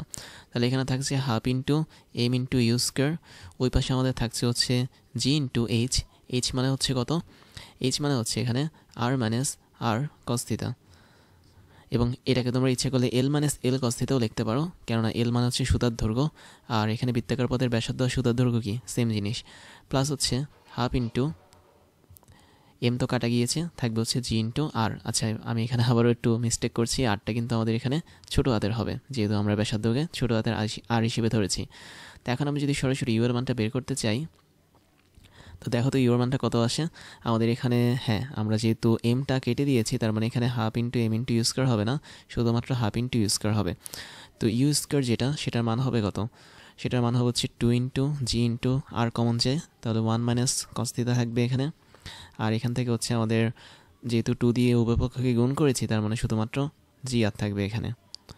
তো এখন আমরা চাইলে এটাকে ভেঙে ফেলতে পারি, that means U square is equal to 2 into G into R. একটা কাজ করা যায় না এখানে, সেটা হচ্ছে আমরা চাইলে এখানে কিন্তু কমন নিতে পারি, তাই না? জি ইন্টু আরকে কমন নিতে পারি। কমন যদি নিই তাহলে আমরা এখানে পাবো 2 ইন্টু 1 মানে হচ্ছে 2, মাইনাস হচ্ছে 2 কস থিটা, এটা আমরা এখানে পাবো, এবং প্লাস হচ্ছে 1 পাবো। তার মানে আলটিমেটলি এখানে 2 প্লাস 1 যদি করি, তাহলে আমাদের এখানে 3 চলে আসবে সরাসরি। সুতরাং আমরা এখানে ইউ এর মানটা লিখতে পারি কি, রুট ওভার হবে একটা জি ইন্টু আর থাকবে, আর এখানে থাকবে হচ্ছে 3 মাইনাস 2 কস থিটা। তো এই জিনিসটা আমাদের এখানে থাকবে আদিবেগ হিসেবে। তার মানে আমরা যদি কোনো একটা বস্তুকে এতটুকু পরিমাণ আদিবেগ নিয়ে মানে যাত্রা শুরু করাই কোনো একটা বৃত্তাকার পথে, তখন ওই বস্তুটা অবশ্যই পি বিন্দুতে পৌঁছাবে, যেখানে পি বিন্দুর অবস্থানটা হচ্ছে কি, সে হচ্ছে কেন্দ্রের সাপেক্ষে থিটা পরিমাণ কোণে বসে আছে। তার মানে এটা হচ্ছে আমাদের এখানে আরও একটা সূত্র। এবার আমরা বি বিন্দুর জন্য একটা স্পেশাল কেস দেখি। দেখো, আগের মতো করে আমাদের এখানে বস্তুটা এই বিন্দু থেকে যাত্রা শুরু করে এখন বি বিন্দুতে পৌঁছালো। তো এই হচ্ছে আমাদের এখানে বি বিন্দু, মাঝখানে তার যে কোণটা আছে সে কোণটা হচ্ছে সরাসরি 90 ডিগ্রি, দ্যাট মিনস এখানে আমাদের থিতার কোণটা 90 ডিগ্রি। আমরা এখানে যে কেসটা করব সেটা হচ্ছে আমরা একটা আদিবেগ বের করার চেষ্টা করব, যাতে ওই পরিমাণ আদিবেগ নিয়ে এ থেকে যখন বি বিন্দুতে যাবে তখন বি বিন্দুতে ওর বেগটা শূন্য হয়ে যাবে। দ্যাট মিনস আমরা চাচ্ছি এ থেকে একটা নির্দিষ্ট আদিবেগ নিয়ে বি বিন্দুতে আমরা কোনো একটা বস্তুকে বৃত্তাকার পথে নিয়ে যাব, এবং ওই মুহূর্তটাতে আমরা যখন বি বিন্দুতে নিব তখন তার যে শেষ বেগটা থাকবে, দ্যাট মিনস ভি, এটার মান এখন আর সন্ধিবেগ হবে না, এটা হয়ে যাবে সম্পূর্ণ শূন্য। তো সেক্ষেত্রে আমরা কী পরিমাণ আদিবেগ অ্যাপ্লাই করতে পারি, এটা বের করার জন্য আমরা আবারও শক্তির সংরক্ষণশীলতার নীতি নিয়ে কাজ করব। দ্যাট মিনস এই বিন্দুতে থাকা অবস্থায় মোট শক্তি এবং বি বিন্দুতে থাকা অবস্থায় মোট শক্তি অবশ্যই সমান হবে। তাই যদি হয় তাহলে এই বিন্দুর কাইনেটিক এনার্জি বা গতিশক্তি প্লাস এই বিন্দুর পটেনশিয়াল এনার্জি বা বিভব শক্তি, এদের যোগফল যা হবে আমাদের বি বিন্দুতে থাকা অবস্থায় কাইনেটিক এনার্জি বা গতিশক্তি এবং বি বিন্দুতে যে বিভব শক্তিটা আছে তার মানটা কি সেম হবে। তো তাই যদি হয়ে থাকে তাহলে এই বিন্দুর জন্য আমাদের এখানে গতিশক্তি কত, half into M into you square. আমাদের টার্গেট হচ্ছে ইউর মানটা বের করা, এবং বিভব শক্তি অবশ্যই শূন্য এই বিন্দুতে, আর বি বিন্দুতে আমাদের গতিশক্তি হচ্ছে হাফ ইন্টু এম ইন্টু, এখানে হচ্ছে সবচেয়ে বড় ট্রিক্স, সেটা হচ্ছে বি বিন্দুতে আমরা এমনভাবে বস্তুটাকে নিব ঘড়িকাটার বিপরীতে, যাতে বি বিন্দুতে যাওয়ার সময় যখন সে বি বিন্দুতে পৌঁছাবে তখন তার রৈখিক বেগটা শূন্য হয়ে যাবে। তার মানে এখানে এম ভি স্কোয়ারের জায়গায় 0 স্কোয়ার চলে আসবে বি বিন্দুতে। এবং বিভব শক্তি যদি বের করতে চাই তাহলে এম ইন্টু জি ইন্টু এইচ। এইচ মানে হচ্ছে এই বিন্দু থেকে বি বিন্দুর যে উচ্চতা সেটা, এবং এই উচ্চতাটা হচ্ছে আমাদের বৃত্তাকার পথের ব্যাসার্ধ বা আর, অথবা এই সুতার দৈর্ঘ্য বা এল। তার মানে তুমি এখানে এলও ইউজ করতে পারো, আরও ইউজ করতে পারো। তাহলে এম ইন্টু জি ইন্টু এইচ, এইচের বদলে আমরা এখানে ছোটো হাতের আটটা বসিয়ে দিব। তো দেখো তো এখন কী আসে, আমরা এখানে দেখতে পাচ্ছি আমরা চাইলে এখান থেকে এম কাটা দিতে পারি, এম কেটে দিতে পারি। তাহলে এখানে আসছে হাফ ইন্টু ইউ স্কোয়ার, অপর প্রান্তে আসছে হচ্ছে হাফ, না এখানে তার কিছু থাকবে না, শূন্য হয়ে যাবে, শুধুমাত্র এখানে থাকবে হচ্ছে জি ইন্টু আর। তো আলটিমেটলি আমরা এখানে যদি ইউ স্কোয়ার মানটা বের করি, বা সরাসরি যদি ইউ স্কোয়ারের যদি মানটা বের করি, তাহলে 2 ইন্টু জি ইন্টু আর পাবো। তো আলটিমেটলি আমরা এখানে যদি ইউ এর মানটা বের করি, সেটা হবে কি রুট ওভার 2 ইন্টু জি ইন্টু আর। তার মানে তোমাদের বইগুলোতে মাঝে মধ্যে একটা কনফিউশন তৈরি হতে পারে, সেটা হচ্ছে আমরা এখানে দুইটা কেস দেখেছিলাম, তাই না? একটা কেসে দেখেছিলাম U is equal to root over 3 into G into R, আর এখন দেখছি রুট ওভার 2 ইন্টু জি ইন্টু আর। তার মানে এই দুটো কেস কিন্তু সম্পূর্ণ ভিন্ন। দ্যাট মিনস আমি একটু যদি সহজ করে দিই, বি বিন্দুতে তুমি যদি আমাদের সন্ধি বেগটাকে কন্টিনিউ রাখতে চাও, তার মানে ভি এর মানটা যদি তুমি রুট ওভার জি ইন্টু আর হিসেবে কন্টিনিউ রাখতে চাও, তাহলে অবশ্যই তোমাকে ওই জায়গাটাতে আদিবেগ ইউজ করতে হবে ইউ, এবং ওই আদিবেগটা হবে √3 × g × r। বাট তুমি যদি বি বিন্দুতে চাও যে তোমার বেগটা শূন্য হয়ে যাবে একটা সময় পর, বা শেষ বেগ হিসেবে সেখানে শূন্য বেগ থাকবে, তখন অবশ্যই তোমার ইউ বা আদিবেগের মানটা কমে যাবে, সেটা হবে 2 × g × r। এবং এই কেসটা যখন কাজ করবে তখন ব্যাপারটা এমন ঘটবে যে যখন আমাদের বস্তুটা এ থেকে বি বিন্দুতে যাবে, যাওয়ার পর বি বিন্দুতে থাকা অবস্থায় সে হচ্ছে নিচে পড়ে যাবে, তার মানে আমাদের রশি বা দড়িটা আলগা হয়ে যাবে। তো এই হচ্ছে আমাদের মেইন কেস, যেখানে আমি দেখতে পাচ্ছি বি বিন্দুতে আমাদের বেগের মানটা শূন্য। এখন যদি আমরা কোনো একটা ভরহীন রডের জন্য উলম্ব বরাবর বৃত্তাকার গতি বের করতে চাই, তাহলে কি হবে? খেয়াল করে দেখো, আমাদের এখানে কোনো একটা রড এই জায়গাটাতে বসে আছে, দ্যাট মিনস এটা হচ্ছে আমাদের সেন্টার বা কেন্দ্র ও, এবং আমরা এই অবস্থানে কোনো একটা ভরহীন রডের মাধ্যমে একটা বস্তুকে যুক্ত করে রেখেছি, এবং আমরা চাচ্ছি কি আমরা এখানে একটা মিনিমাম বেগ অ্যাপ্লাই করলাম, যে বেগের মাধ্যমে আমাদের এই বিন্দু থেকে বস্তুটা ঘড়ি কাঁটার বিপরীতে যাত্রা শুরু করে একদম টপ লেভেলে চলে গেল, দ্যাট মিনস সি বিন্দুতে চলে গেল। তার মানে সি বিন্দুতে অবশ্যই তার কি থাকবে, একটা নির্দিষ্ট রৈখিক বেগ থাকবে। এখন কি পরিমাণ মিনিমাম একটা বেগ আমরা আদিবেগ হিসেবে প্রয়োগ করলে এই বিন্দু থেকে এটা সি বিন্দুতে যাবে, সেটা আমাদের এখন দেখতে হবে। তো সেটা বের করাটা একটু ডিফিকাল্ট তোমাদের জন্য, তাই আমি এই জিনিসটা একটু স্কিপ করে যাচ্ছি। আমি এখানে শুধুমাত্র তোমাদের জন্য ভি মিনিমাম যে বেগটা আছে সেটার মান লিখে দিচ্ছি। দেখো তো তোমাদের মনে আছে কিনা, যদি আমাদের এখানে ভরহীন কোনো একটা রড কাজ না করে একটা আদর্শ দড়ি কাজ করতো, তখন কি হতো? তখন আমরা জানতাম যে ভি মিনিমাম যেটা, সেটার মান হবে √5 × g × r, যেখানে আর হচ্ছে কি আমাদের এখানে ব্যাসার্ধের মান অথবা রডের দৈর্ঘ্য বা দড়ির দৈর্ঘ্য। তার মানে এই কেসটা শুধুমাত্র কাজ করতো দড়ি কিংবা স্ট্রিংয়ের জন্য, এবং ওই দড়িটা অবশ্যই আইডিয়াল বা আদর্শ হতে হতো। বাট আমাদের এখানে যখন আমরা একটা ভরহীন রড নিয়ে কাজ করব, তখন সি বিন্দুতে পৌঁছানোর জন্য √5 × g × r এই পরিমাণ বল দিলে আর হবে না, মানে বেগ অ্যাপ্লাই করলে হবে না। এক্ষেত্রে আমাদের যে আদিবেগটা কাজ করবে সেটা হচ্ছে 5-এর বদলে শুধুমাত্র 4 বসবে, তারপরে আগের মতোই g × r বসবে। তাহলে এটা একটা নতুন সূত্র। তোমরা এই সূত্রটাকে অন্যভাবে লিখতে পারো, √4 × g × l হিসেবেও লিখতে পারো, যেখানে এল হচ্ছে কি আমাদের এই টোটাল এই রডের দৈর্ঘ্য। তো যেহেতু দৈর্ঘ্যটা বড় হাতের এল দিয়ে দেওয়া, তার মানে আমরা এখানে বড় হাতের এল লিখতে পারি। তাহলে পার্থক্যটা হচ্ছে কি, তোমরা যখন ভরহীন রড ইউজ করবে বা ম্যাসলেস রড ইউজ করবে, তখন তোমার এই বিন্দু থেকে সর্বোচ্চ বিন্দুতে যাওয়ার জন্য যে আদিবেগটা লাগবে সেটা হচ্ছে √4 × g × r। আর তুমি যদি এখানে রডের বদলে দড়ি ব্যবহার করো, তাহলে আমাদের শুধুমাত্র 4-এর জায়গায় 5 বসে যাবে। তো এই হচ্ছে সূত্রের পার্থক্য। এটা কিভাবে এসেছে সেটা আমরা হয়তো অন্য কোনো একটা দিন তোমাদেরকে দেখাবো। তারপরে আমরা কয়েকটা কন্ডিশন দেখব। কন্ডিশনগুলো হচ্ছে কি, যে আমরা উলম্ব বরাবর বৃত্তাকার গতিশীল বস্তুর সর্বনিম্ন বিন্দুতে যে বেগগুলো অ্যাপ্লাই করেছিলাম, সেই আদিবেগের বিভিন্ন রকম সীমা আছে, সেই সীমা সম্পর্কে দেখব। তাহলে দেখো, এটাই হচ্ছে আমাদের এখানে উলম্বভাবে গতিশীল কোনো একটা বৃত্তাকার গতিপথের বস্তু, এবং এখানে আমরা প্রত্যেকটা পজিশন সম্পর্কে কিন্তু জানি। তা এখন তুমি দেখো, আমরা এখানে এই বিন্দুতে থাকা অবস্থায় অবশ্যই একটা আদিবেগ অ্যাপ্লাই করেছিলাম বস্তুর উপর, যেটা স্পর্শক বরাবর কাজ করে। আদিবেগ হচ্ছে ইউ। এখন এই আদিবেগের অনেকগুলো মান কাজ করতো। যখন আমরা এই বস্তুটাকে বি বিন্দুতে ঠিক নিয়ে যাওয়ার চেষ্টা করতাম, বি বিন্দুতে যদি বস্তুর বেগটা শূন্য হয়ে যেত, তখন তার জন্য যে আদিবেগটা কাজ করতো সেটার মানে আমরা অলরেডি বের করেছি 2 × g × r। That means √2 × g × r এর এখানে আর হচ্ছে কি বৃত্তের ব্যাসার্ধ, অথবা তুমি এখানে লিখতে পারো √2 × g × l। l মানে হচ্ছে আমাদের এই দড়িটার দৈর্ঘ্য। এবং যখন আমাদের সি বিন্দুতে পৌঁছাতো বস্তুটা, তখন সেজন্য আমরা যে মিনিমাম আদিবেগটা নিয়ে কাজ করতাম তার মানটা কি ছিল? √5 × g × r। এই দুটো সম্পর্কে তুমি জানো, এবং এই দুটো মানের যে রেঞ্জ আছে বা বলা যে সীমা আছে, সেগুলো নিয়ে আমরা এখন আলোচনা করব। তো আলোচনাটা কিভাবে করব দেখো, আমরা ধরে নিলাম আমাদের এখানে আদিবেগ যেটা আছে ইউ, তার বেগটা √2gr এর চেয়ে কম। তো যখন আমাদের আদিবেগটা √2gr এর চেয়ে কম হবে, তখন অবশ্যই আমাদের বস্তুটা কিন্তু এই বিন্দু থেকে বি বিন্দুতে পৌঁছাতে পারবে না। কথার কথা ধরে নাও বস্তুটা এখন পি বিন্দুতে পৌঁছালো, তার মানে বস্তুটা এতটুকু আদিবেগ নিয়ে প্রথমে পি বিন্দুতে যাবে, পি বিন্দু থেকে ব্যাক করবে, ব্যাক করে পেছনে যাবে, আবার সে সামনে যাবে। তার মানে এখানে একটা অসিলেশন তৈরি হবে। অসিলেশন মানে হচ্ছে কম্পন বা বলা যায় দোলন তৈরি হবে। যেহেতু আমরা সুতার মাধ্যমে কোনো একটা বস্তুকে ঝুলিয়ে দোলাচ্ছি, তার মানে এখানে একটা দোলন গতি তৈরি হবে। তাহলে এটা হচ্ছে আমাদের সেই কন্ডিশন, আমি একটু লিখে রাখি। এবং এই কন্ডিশনে বস্তুটা কেবলমাত্র পি নামক যে পয়েন্টটা আছে, তুমি ধরে নাও সেই পয়েন্টের মধ্যে রিচ করবে বা চলে যাবে, এবং এই ক্ষেত্রে আমাদের এখানে একটা ভাইব্রেশন বা অসিলেশন বা কম্পন তৈরি হবে।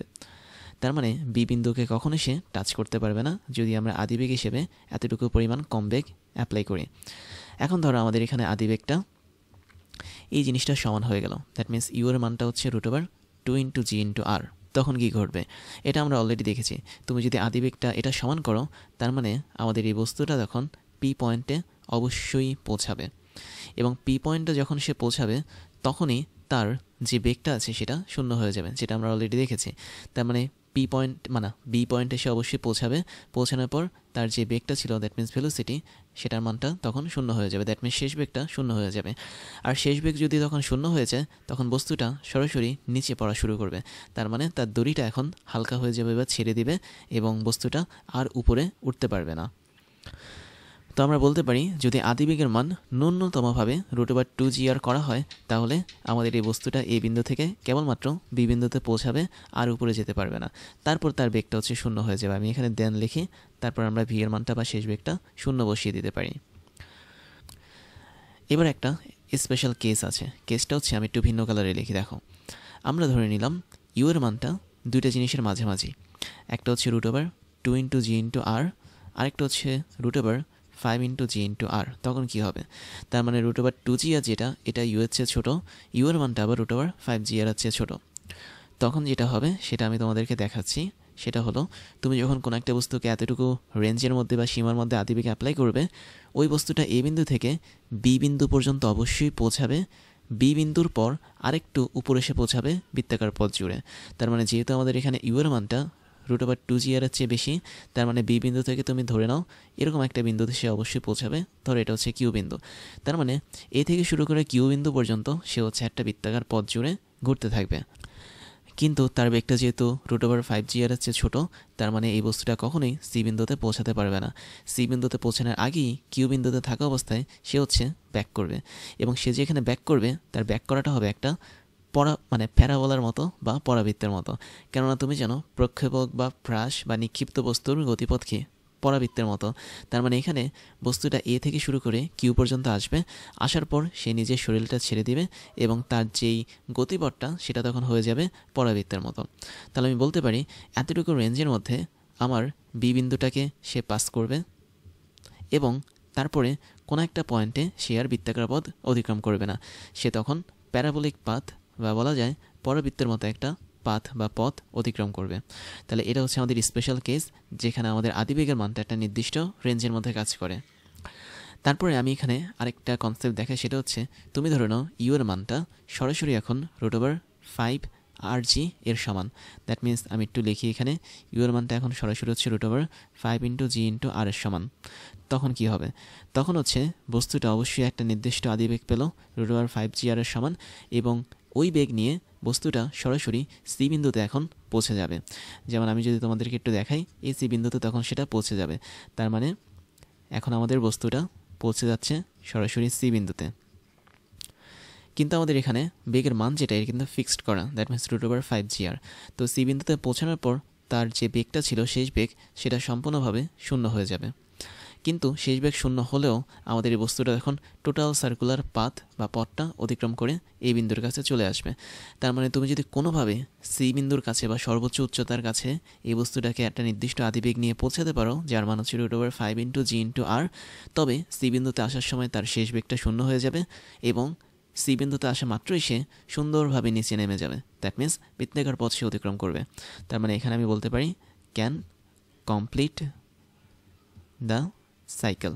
তার মানে টোটাল বৃত্তাকার পথ সে অতিক্রম করতে পারবে মিনিমাম √5gr পরিমাণ বেগ পেলেই। তারপরে কেসটা হচ্ছে আরেকটু ভয়ঙ্কর, আমরা বেগের মানটা আরেকটু বাড়িয়ে দিচ্ছি। ধরো ইউ এর মানটা এখন √5gr, এটার চেয়েও বেশি। তখন কি হবে বলো, তখন তুমি দেখতে পাচ্ছ সে অবশ্যই এই বিন্দু থেকে যাত্রা শুরু করে সি বিন্দুকে পাস করবে। দ্যাট মিনস আমি এখানে দেখতে পারি সি পয়েন্টটাকে পাস করবে বা অতিক্রম করবে। তো সি পয়েন্টটাকে যখন অতিক্রম করে তারপরে তার বেগটা হবে হচ্ছে কোনো একটা মুহূর্তে হয়তো শূন্য। দ্যাট মিনস আমাদের আদি বেগটা পরবর্তীতে শূন্য অবস্থায় যেতে পারে। বাট যেহেতু আমাদের এখানে বস্তুটা সি বিন্দুকে পাস করে ধরো আমাদের এখানে আর বিন্দুতে চলে আসলো, তো ওই সময়টাতে কিন্তু তার আর শেষ বেগ কাজ করবে না, মানে শেষ বেগটা শূন্য হবে না। সে তখন নতুন একটা শেষ বেগ নিয়ে যাত্রা শুরু করবে এবং এই বিন্দু পর্যন্ত চলে আসবে। তার মানে এখানেও সে টোটাল একটা সাইকেল কমপ্লিট করবে, দেন কমপ্লিট দি সাইকেল, বা বলা যায় টোটাল বৃত্তাকার পথ সে অতিক্রম করতে পারবে। তাহলে মেইন বিষয় হচ্ছে যদি আমরা আদিবেগটা √5gr এর চেয়ে বেশি পরিমাণে দিই, তাহলে বস্তুটা এই বিন্দু থেকে যাত্রা শুরু করে সরাসরি আর বিন্দুর মতো কোনো একটা অবস্থানে পৌঁছাবে, যেটা সি বিন্দুকে পাস করে বা অতিক্রম করে, এবং তারপরে সে টোটাল বৃত্তাকার যে পথটা আছে সেটা অতিক্রম করতে পারবে। তো এই হচ্ছে আমাদের এখানে মূল ঘটনা। আর দেখতে পাচ্ছি আমাদের এখানে বস্তুটা কিন্তু ঘড়ি কাঁটা বিপরীতে ঘুরছে। তার মানে এই না যে সবসময় ঘড়ি কাঁটা বিপরীতে ঘুরবে, মানে সে হচ্ছে চাইলে ঘড়ি কাঁটার দিকেও ঘুরতে পারে। এটা সম্পূর্ণভাবে নির্ভর করছে আমরা কোন দিক বরাবর বেগ প্রয়োগ করব সেটার উপর। তুমি ধরো ইউ বেগটা যদি এদিক বরাবর কাজ করতো, তাহলে কিন্তু এই বস্তুটা ঘড়ি কাঁটার দিকে ঘুরতো। তো এই হচ্ছে উলম্ব বরাবর বৃত্তাকার গতিশীল বস্তুর সর্বনিম্ন বিন্দুতে বেগের বিভিন্ন মানের সীমা। এখন কিছু কিছু বইতে তুমি আর এর বদলে এল দেখতে পাবা। কারণ কি? কারণ সুতার দৈর্ঘ্য মানে যা, বৃত্তাকার পথে যে ব্যাসার্ধ সেটাও মানে কি তা। তার মানে তুমি এখানে আর এর বদলে এলও দেখতে পারো, কোনো সমস্যা নেই, এটা নিয়ে কনফিউশনের কিছু নেই। তার মানে আমাদের সূত্রটা কি হতে পারে? ইউ এর যে সূত্রটা সেটা হচ্ছে √2g/L হতে পারে, অথবা 5g/L হতে পারে। তো এই নিয়ে আমাদের কোনো মাথা ঘামানোর দরকার নেই। তারপরে যেটা দেখবো আমরা সেটা হচ্ছে এতক্ষণ পর্যন্ত আমরা যা যা পড়েছি সবগুলো সামারি বা সারমর্ম দেখে ফেলবো। দ্যাট মিনস আমরা এখন অনেকগুলো সূত্র একবারে দেখে ফেলবো। তার জন্য তোমরা এই ছবিটা আরও একবার দেখতে পারো, যেখানে আমরা এই ছবিটা অনেকবার দেখেছি। দ্যাট মিনস উলম্বভাবে বৃত্তাকার পথে ঘূর্ণায়মান কোনো একটা বস্তুর জন্য ভিন্ন ভিন্ন অবস্থান এখানে কাজ করছে। তো আমি যদি তোমাদেরকে ছকটা দেখাই, তাহলে দেখো প্রত্যেকটা পয়েন্টের জন্য আমরা এখানে বিভিন্ন রকম সূত্র পাচ্ছি। That means A, B, C, D, P 5টা পয়েন্ট আছে এখানে। তো এই 5টা পয়েন্টের জন্য আমরা প্রথমে যেটা দেখবো সেটা হচ্ছে দেখো লিনিয়ার ভেলোসিটি বা রৈখিক বেগ। তো আমি একটু বুঝিয়ে দিই। দেখো এই বিন্দুটা হচ্ছে কি আমাদের এখানে সর্বনিম্ন বিন্দু, এবং এই বিন্দুতে আমি যদি একটা আদিবেগ অ্যাপ্লাই করি, এখানে কি পরিমাণ আদিবেগ কাজ করবে? অবশ্যই এই টোটাল বৃত্তাকার পথটা ঘোরার জন্য বা এই টোটাল বৃত্তাকার চক্রটা ঘোরার জন্য √5gL পরিমাণ বল না, এটা হচ্ছে বেগ কাজ করবে। তো এখানে এল মানে হচ্ছে কি দড়ির দৈর্ঘ্য, এটাকে তোমরা আর দিয়েও প্রকাশ করতে পারো, যেহেতু আর মানে হচ্ছে কি এখানে বৃত্তাকার পথের ব্যাসার্ধ। তার মানে আমরা এখানে ইউ হিসেবে এই জিনিসটাকে পাচ্ছি। এবং এটার আরেকটা মিনিং আছে, সেটা হচ্ছে যখন তুমি বৃত্তাকার পথে কোনো একটা বস্তুকে এভাবে ঘোরাবে, তখন সর্বনিম্ন বিন্দুতে তার বেগটা সর্বোচ্চ থাকবে। দ্যাট মিনস এই বিন্দুতে তার বেগটা সর্বোচ্চ থাকবে, তার মানটা হচ্ছে ভি, এবং ভি এর মানটা হচ্ছে কি √5gL হিসেবে কাজ করবে। তো এটা দ্বারা এই মিনিংটাও বোঝায়। তার মানে আমরা এখানে দুইটা মিনিং পেলাম। একটা হচ্ছে বৃত্তাকার পথে ঘূর্ণায়মান অবস্থায় কোনো একটা বস্তু যখন এই বিন্দুতে পৌঁছাবে বা সর্বনিম্ন বিন্দুতে পৌঁছাবে, তখন তার বেগটা হবে √5g/L। অথবা তুমি যদি এই বিন্দুতে থাকা অবস্থায় কোনো একটা বস্তুকে আদিবেগ হিসেবে √5gL অ্যাপ্লাই করো, তাহলে ওই বস্তুটা সম্পূর্ণ বৃত্তাকার পথ ঘুরে আবার এই বিন্দুতে ফিরে আসতে পারবে। তারপর তুমি দেখতে পাচ্ছ বি বিন্দুর জন্য আমরা একই রকম জিনিস বলতে পারি। তারপর এখানে সি বিন্দু যেটা সর্বোচ্চ উচ্চতায়, তাহলে এখানেও কিন্তু আমাদের একটা মিনিমাম লেভেলের মানে বেগ কাজ করে, যেটাকে আমরা সন্ধি বেগ বলেছিলাম, যেটা মান ছিল √g/R অথবা √5g/L। তার মানে অবশ্যই আমাদের এখানে বৃত্তাকার পথে ঘূর্ণায়মান বস্তুর প্রতিটা পয়েন্টে একটা মিনিমাম বেগ কাজ করে, যেটাকে আমরা সন্ধিবেগ বা ক্রিটিক্যাল ভেলোসিটি বলি। তো সি বিন্দুতে আমরা এখানে এই সন্ধিবেগটাকে পাচ্ছি √g/L হিসেবে। ডি বিন্দুতে আমাদের সেম বি বিন্দুর মতো বেগ, এবং পি বিন্দুর যে বেগটা এটা কিন্তু আমরা অলরেডি তোমাদেরকে বের করে দেখিয়েছি। আর তুমি পরের লাইনে দেখতে পাচ্ছ আমাদের অ্যাঙ্গুলার ভেলোসিটি বা কৌণিক বেগটা দেওয়া। কৌণিক বেগ বের করাটা একদমই সহজ। আমরা জানি রৈখিক বেগ = R গুণন কৌণিক বেগ, এভাবে তোমরা বের করতে পারো। অথবা তোমরা এখানে আর এর বদলে সুতার দৈর্ঘ্য এলও দিতে পারো। তো এই সূত্র ইউজ করে তুমি প্রতিটা রৈখিক বেগকে কাজে লাগিয়ে কৌণিক বেগ বা ওমেগার মানটাও বের করতে পারবে। দেখবে প্রত্যেকটা বেগ তোমার এই ছকের সাথে মিলে গেছে। তারপরে যে ঘরটা দেওয়া, সেখানে দেখতে পাচ্ছ tension in string, that means দড়ির যে টানটা আছে সেটা দেওয়া। তার মানে একটা এই যে এখানে খুব সুন্দরভাবে টি জিনিসটা দেওয়া আছে। তাহলে টেনশন বা দড়ির টানটাও দেখতে পারো, যেগুলো আমরা অলরেডি তোমাদের জন্য বের করেছি, বা আমরা অলরেডি কিন্তু তোমাকে দেখিয়েছি যে কীভাবে এটা কাজ করে। যেমন এই বিন্দুতে আমরা সর্বোচ্চ পরিমাণ দড়ির টান পাই, এবং সি বিন্দুতে আমরা কোনো দড়ির টান পাই না। তার মানে বস্তুটা যখন একদম সর্বোচ্চ উচ্চতায় পৌঁছায়, তখন কিন্তু আমাদের দড়ির টান থাকে না, তখন সেটার মান হয়ে যায় 0। এবং এটাও কিন্তু আমরা অলরেডি তোমাকে দেখিয়েছি। তারপর দেখতে পাচ্ছ আমাদের এখানে কাইনেটিক এনার্জি, দ্যাট মিনস গতিশক্তি আছে, এবং পটেনশিয়াল এনার্জি বা বিভব শক্তি আছে। তো কীভাবে গতিশক্তি এবং বিভব শক্তি বের করে সেটাও কিন্তু আমি তোমাদেরকে দেখিয়েছি। তোমরা ওগুলো ফলো করলে দেখতে পারবে যে আমাদের এই ধরনের শক্তি কাজ করে, এবং গতিশক্তি আর বিভব শক্তি যখন যোগ করবে, তখন তুমি এখানে টোটাল এনার্জিটা পেয়ে যাবে। তার মানে টোটাল এনার্জি বা মোট শক্তি হচ্ছে কি গতিশক্তি যোগ বিভব শক্তি। তো তুমি তখন উপরের দুইটাকে যোগ করলে এটা পাবে, এখানে উপরের দুইটাকে যোগ করলে নিচেরটা পাবে। এখানে প্রত্যেকটার মধ্যে উপরের দুইটা অংশকে যদি যোগ করো, তাহলে অবশ্যই তুমি নিচের অংশটা পেয়ে যাবে। তো এই হচ্ছে আমাদের এখানে একসাথে অনেকগুলো সূত্র। খেয়াল করে দেখো আমাদের এখানে মোটামুটি কয়টা সূত্র আছে? আমাদের এখানে পয়েন্ট আছে টোটাল 5টা এবং সূত্র আছে টোটাল 6টা, তার মানে 5 6 30, 30টা সূত্র তোমরা এই ছক থেকে একেবারে শিখে ফেলতে পারো। তো তোমাদের কাজ হচ্ছে তোমরা এ বি সি ডি এবং পি পয়েন্টের মধ্যে গতিশক্তি কীভাবে মানে কাজ করে এবং বিভব শক্তি কীভাবে কাজ করে সেটা বের করা। তার মানে তোমরা এটা ইচ্ছা করলে SW হিসেবে নিতে পারো। আমরা এখানে যে সমীকরণগুলো পেলাম বা সূত্রগুলো পেলাম এগুলো কীভাবে এসেছে সেগুলো তোমরা বের করার ট্রাই করবে। এবং আমি কিন্তু অলরেডি তোমাদেরকে বের করে দিয়েছিও কয়েকটা। দ্যাট মিনস কোন কোন পয়েন্টে কীভাবে গতিশক্তি বিভব শক্তি বের করতে হয় সেটা কিন্তু আমি অলরেডি তোমাদেরকে দেখিয়েছি। তো সেটা ইউজ করে তোমরা করো। আর এখানে একটা ছোট্ট হিন্ট দিব এটা বের করার জন্য, সেটা হচ্ছে আমাদের যখন এ থেকে শুরু করে পি বিন্দুতে যাবে এই বস্তুটা ঘূর্ণনশীল বস্তু, তখন অবশ্যই সে একটা উচ্চতা মানে অতিক্রম করবে, যেটা হচ্ছে এইচ পরিমাণ উচ্চতা। এবং তুমি এইচ পরিমাণ উচ্চতাও কিন্তু বের করতে পারো। তার মানটা কি হয়? তার মানটা হচ্ছে বৃত্তের ব্যাসার্ধ, দ্যাট মিনস আর মাইনাস হচ্ছে আর কস থিটা, যেটা আমি অলরেডি তোমাকে বের করে দেখিয়েছি, অথবা এল মাইনাস এল কস থিটা হয়। তাহলে তোমরা এই হিন্টটা কাজে লাগিয়ে বের করার চেষ্টা করো এ বি সি ডি এবং পি বিন্দুতে বিভব শক্তি এবং গতিশক্তির সমীকরণ আসলেও এরকম আসে কিনা। এবার আমি তোমাদেরকে একটা দারুণ কেস দেখাবো, সেটা হচ্ছে উলম্ব বরাবর বৃত্তাকার গতির জন্য সোজা রাস্তায় ন্যূনতম কী পরিমাণ বেগ কাজ করবে সেটা। তার মানে বিষয়টা হচ্ছে এরকম, এখানে একটা সোজা রাস্তা দেখতে পাচ্ছ যার শুরুটা হয়েছে এই বিন্দুতে এবং শেষ হয়েছে বি বিন্দুতে। তো এই সোজা রাস্তার উপর এই বিন্দুতে কোনো একটা বস্তু বসে আছে, তার ভর হচ্ছে এম। আমি এখন ওই বস্তুটাকে এমনভাবে চালনা করব বা এমন একটা আদিবেগ দেবো যেটা হচ্ছে ভি মিনিমাম। ওই আদিবেগটা পেয়ে বস্তুটা এ বিন্দু থেকে বি বিন্দুতে যাবে এবং বি বিন্দু থেকে সরাসরি বস্তুটা সি বিন্দুতে চলে যাবে। তাহলে দেখো তো বি থেকে শুরু করে সি পর্যন্ত যে পথটা আছে এটা কিন্তু একটা বৃত্তাকার পথ এবং এই বৃত্তাকার পথটা উলম্ব বরাবর কাজ করছে। তাহলে এই যে আমরা উলম্ব বরাবর টোটাল একটা বৃত্তাকার পথ অতিক্রম করব বস্তুটাকে একটা আদিবেগ প্রয়োগ করে, তাহলে সেই আদিবেগ বা ভি মিনিমামটা আমাদের এখন বের করতে হবে। তো এটা বের করার জন্য কি দেখতে পারি আমরা দেখতে পারি আমাদের সি বিন্দুতে এখন বস্তুটা চলে এসেছে। তাহলে বস্তুটার ভর কী ছিল? এম ছিল। সি বিন্দুতে যখন আসবে ভি মিনিমাম বেগটাকে নিয়ে, তখন বস্তুর উপর কিন্তু এক্সট্রা দুইটা বল কাজ করবে। তার আগে বলে রাখি আমাদের এখানে ভি মিনিমামের মানটা কিন্তু খুবই নগণ্য হতে হবে। দ্যাট মিনস এর চেয়ে কম যদি হয় ওই বস্তুটার বেগ, তাহলে সে কখনোই সি বিন্দুতে পৌঁছাতে পারবে না। তাহলে মিনিমাম একটা বেগ আমরা প্রয়োগ করবো এই বিন্দুতে থাকা বস্তুর উপর, যাতে ওই বস্তুটা ওই বেগটাকে নিয়ে বা আদি বেগটাকে নিয়ে সি বিন্দুতে যাত্রা করতে পারে। তো তাই যদি হয় এম ভরের বস্তুটার উপর সি বিন্দুতে দুইটা বল কাজ করবে। একটা হচ্ছে একদম নিচ বরাবর এমজি ওজন বল কাজ করবে এবং খেয়াল করে দেখো আমাদের এখানে ঠিক উপরের দিকে একটা কেন্দ্রবিমুখী বল কাজ করবে, যেটাকে আমরা এফ এফ প্রাইম হিসেবে লিখতে পারি। কেন? কারণ হচ্ছে আমাদের এখানে বি থেকে সি পর্যন্ত এটা একটা বৃত্তাকার পথকে প্রদর্শন করে।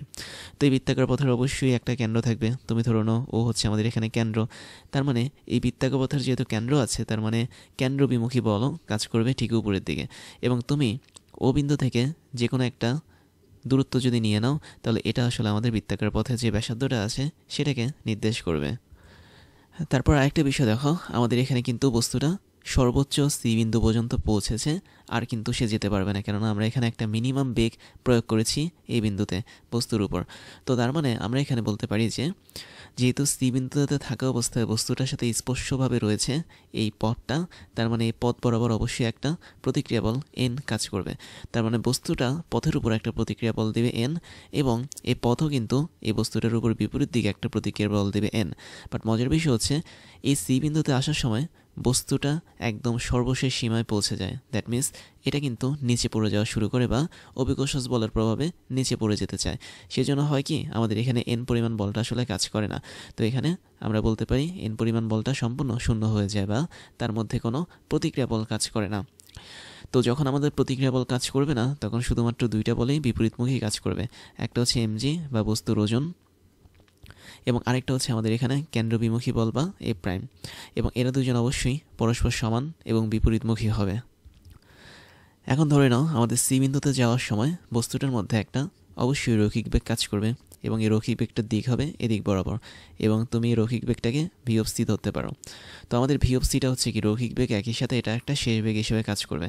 তার মানে আমাদের আদি বেগটা হচ্ছে ভি মিনিমাম, দ্যাট মিনস এটা হচ্ছে ইউ বা আদিবেগ, এবং আমাদের শেষ বেগটা হচ্ছে ভিসি, যেটাকে আমরা শুধুমাত্র ভি দিয়েও প্রকাশ করতে পারি।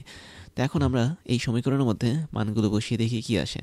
তো প্রথম অংশে আমি দেখতে পাচ্ছি এমজি বা বস্তুর ওজন, এটা কার সমান? অবশ্যই কেন্দ্রবিমুখী বলের সমান। That means m V square divide by r. V মানে কি? ভি মানে হচ্ছে সি বিন্দুতে থাকা অবস্থায় বেগ, দ্যাট মিনস ভিসি। তার মানে এখানে ভিসি স্কোয়ার হবে। তো উভয় পক্ষ থেকে আমি এখানে এমটাকে কেটে ফেলতে পারি। আলটিমেটলি আমাদের এখানে ভিসি যেটা থাকছে সেটা হচ্ছে √জি ইন্টু আর হিসেবে থাকছে। তার মানে ভিসি মানে হচ্ছে এমন একটা বেগ যে বেগ থাকা অবস্থায় আমাদের এখানে বস্তুটা সি বিন্দুতে কাজ করবে, এবং এটা একই সাথে আমাদের শেষ বেগ হিসেবে কাজ করবে যখন আমরা আদিবেগ হিসেবে ভি মিনিমামটাকে ইউজ করেছি। তাহলে ভি মিনিমাম আদিবেগের একটা মূল্য আছে। সে কী করেছে? সে এই বিন্দু থেকে সরাসরি সি বিন্দুতে বস্তুটাকে পাঠিয়ে দিতে পেরেছে। তো তাই যদি হয় আমরা এখন একটা কাজ করব, সেটা হচ্ছে এই বিন্দুতে আমরা মোট শক্তি বের করব এবং সি বিন্দুতে আমরা মোট শক্তি বের করব। এই দুটোকে কম্পেয়ার করে দেখব যে ন্যূনতম কী পরিমাণ বেগ আমরা এখানে কাজে লাগিয়েছি এই বিন্দুতে থাকা বস্তুটাকে সি বিন্দুতে নেওয়ার জন্য। তাহলে চলো শুরু করে ফেলি। আমাদের এখানে এই বিন্দুতে টোটাল শক্তি এবং সি বিন্দুতে টোটাল শক্তি যেটা, সেটা কিন্তু সবসময় সমান থাকে। এবং শক্তি যদি সমান থাকে তাহলে শক্তি কার সাহায্যে তৈরি হয়? অবশ্যই গতিশক্তি বা কাইনেটিক এনার্জি এবং বিভব শক্তি বা পটেনশিয়াল এনার্জি। তাহলে এই বিন্দুর গতিশক্তি আর বিভব শক্তির যে যোগফল, এটা অবশ্যই সি বিন্দুতে থাকা বস্তুর গতিশক্তি এবং বিভব শক্তির যোগফলের সমান হবে। তো এখন দেখো এই বিন্দুতে আমাদের কি গতিশক্তি আছে? অবশ্যই আছে, কারণ আমাদের এখানে একটা মিনিমাম বেগে আমরা অ্যাপ্লাই করেছি বস্তুটার উপর। তাহলে গতিশক্তি হচ্ছে হাফ ইন্টু এম ইন্টু বেগ হোল স্কোয়ার। বেগ মানে হচ্ছে v minimum whole square, plus হচ্ছে এখানে বিভব শক্তি যেটা, সেটা কিন্তু থাকবে না, যেহেতু এটা একটা পথ। তার মানে ভূমির সাপেক্ষে এটার উচ্চতা কিন্তু শূন্য, তাই এখানে বিভব শক্তির কোনো জায়গা নেই। সি বিন্দুতে আমি যদি গতিশক্তি বের করতে চাই, সেম একইভাবে বের করব, half into M into V square. তো এখন আমাদের এখানে ভি এর মানটা কত? ভি এর মানটা হচ্ছে ভিসি, তার মানে ওর উপর হোল স্কোয়ার, প্লাস আমরা এখানে যদি বিভব শক্তিটা বের করি, বিভব শক্তির মানে হচ্ছে কি? মানে হচ্ছে এম ইন্টু জি ইন্টু এইচ। এইচ জিনিসটা আসলে কি? এইচ জিনিসটা হচ্ছে বি বিন্দু থেকে সি বিন্দুর দূরত্ব। খেয়াল করে দেখো, আমাদের এখানে বি বিন্দুর ছিল কি? পথ। তার মানে এই পথের ভূমি থেকে সি বিন্দুর যে দূরত্ব, সেটা হবে কি? ব্যাসার্ধের দ্বিগুণ।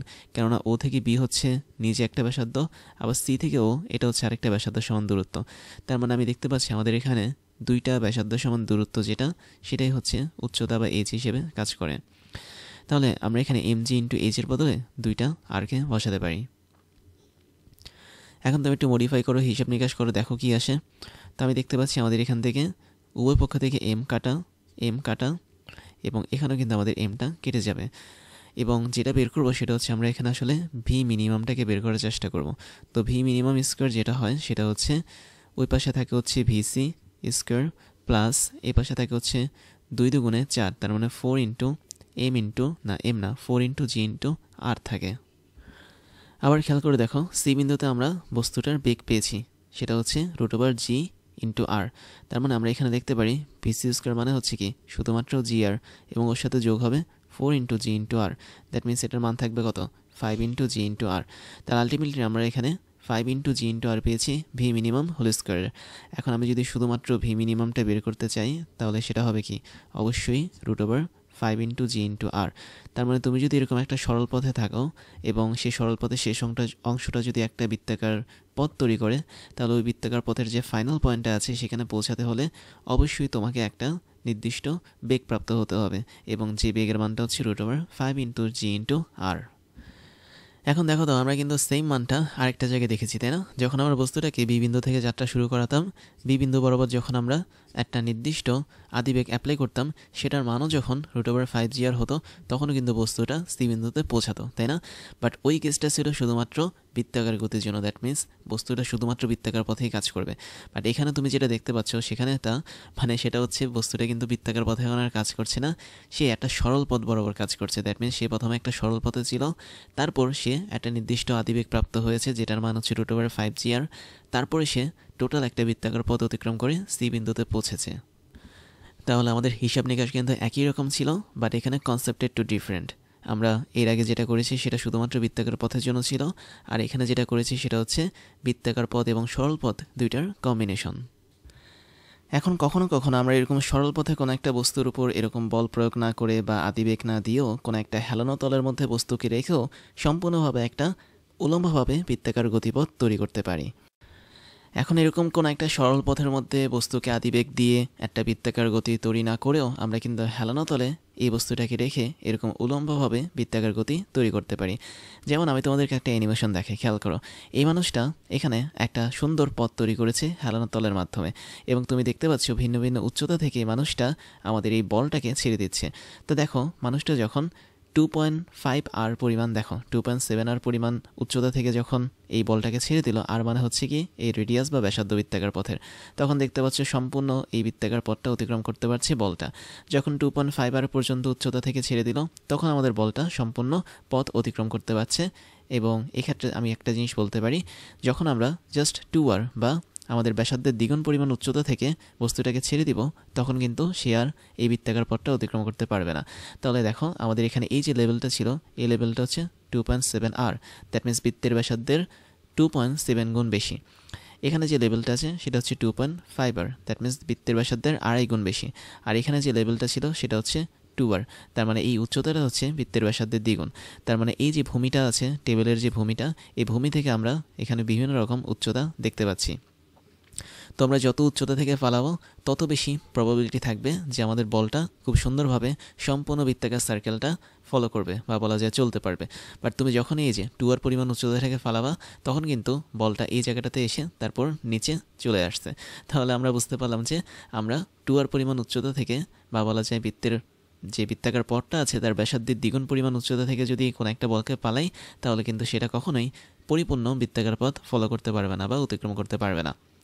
এবং আমি যদি কথার কথা এরকম একটা জায়গা থেকে বলটাকে ছেড়ে দিই, ধরো এখানে আমাদের বলটা বসে আছে, তখন কিন্তু এই বৃত্তাকার পথটা আরও ভালোভাবে অতিক্রম করবে এবং খুব গতি নিয়ে সেটা অতিক্রম করবে।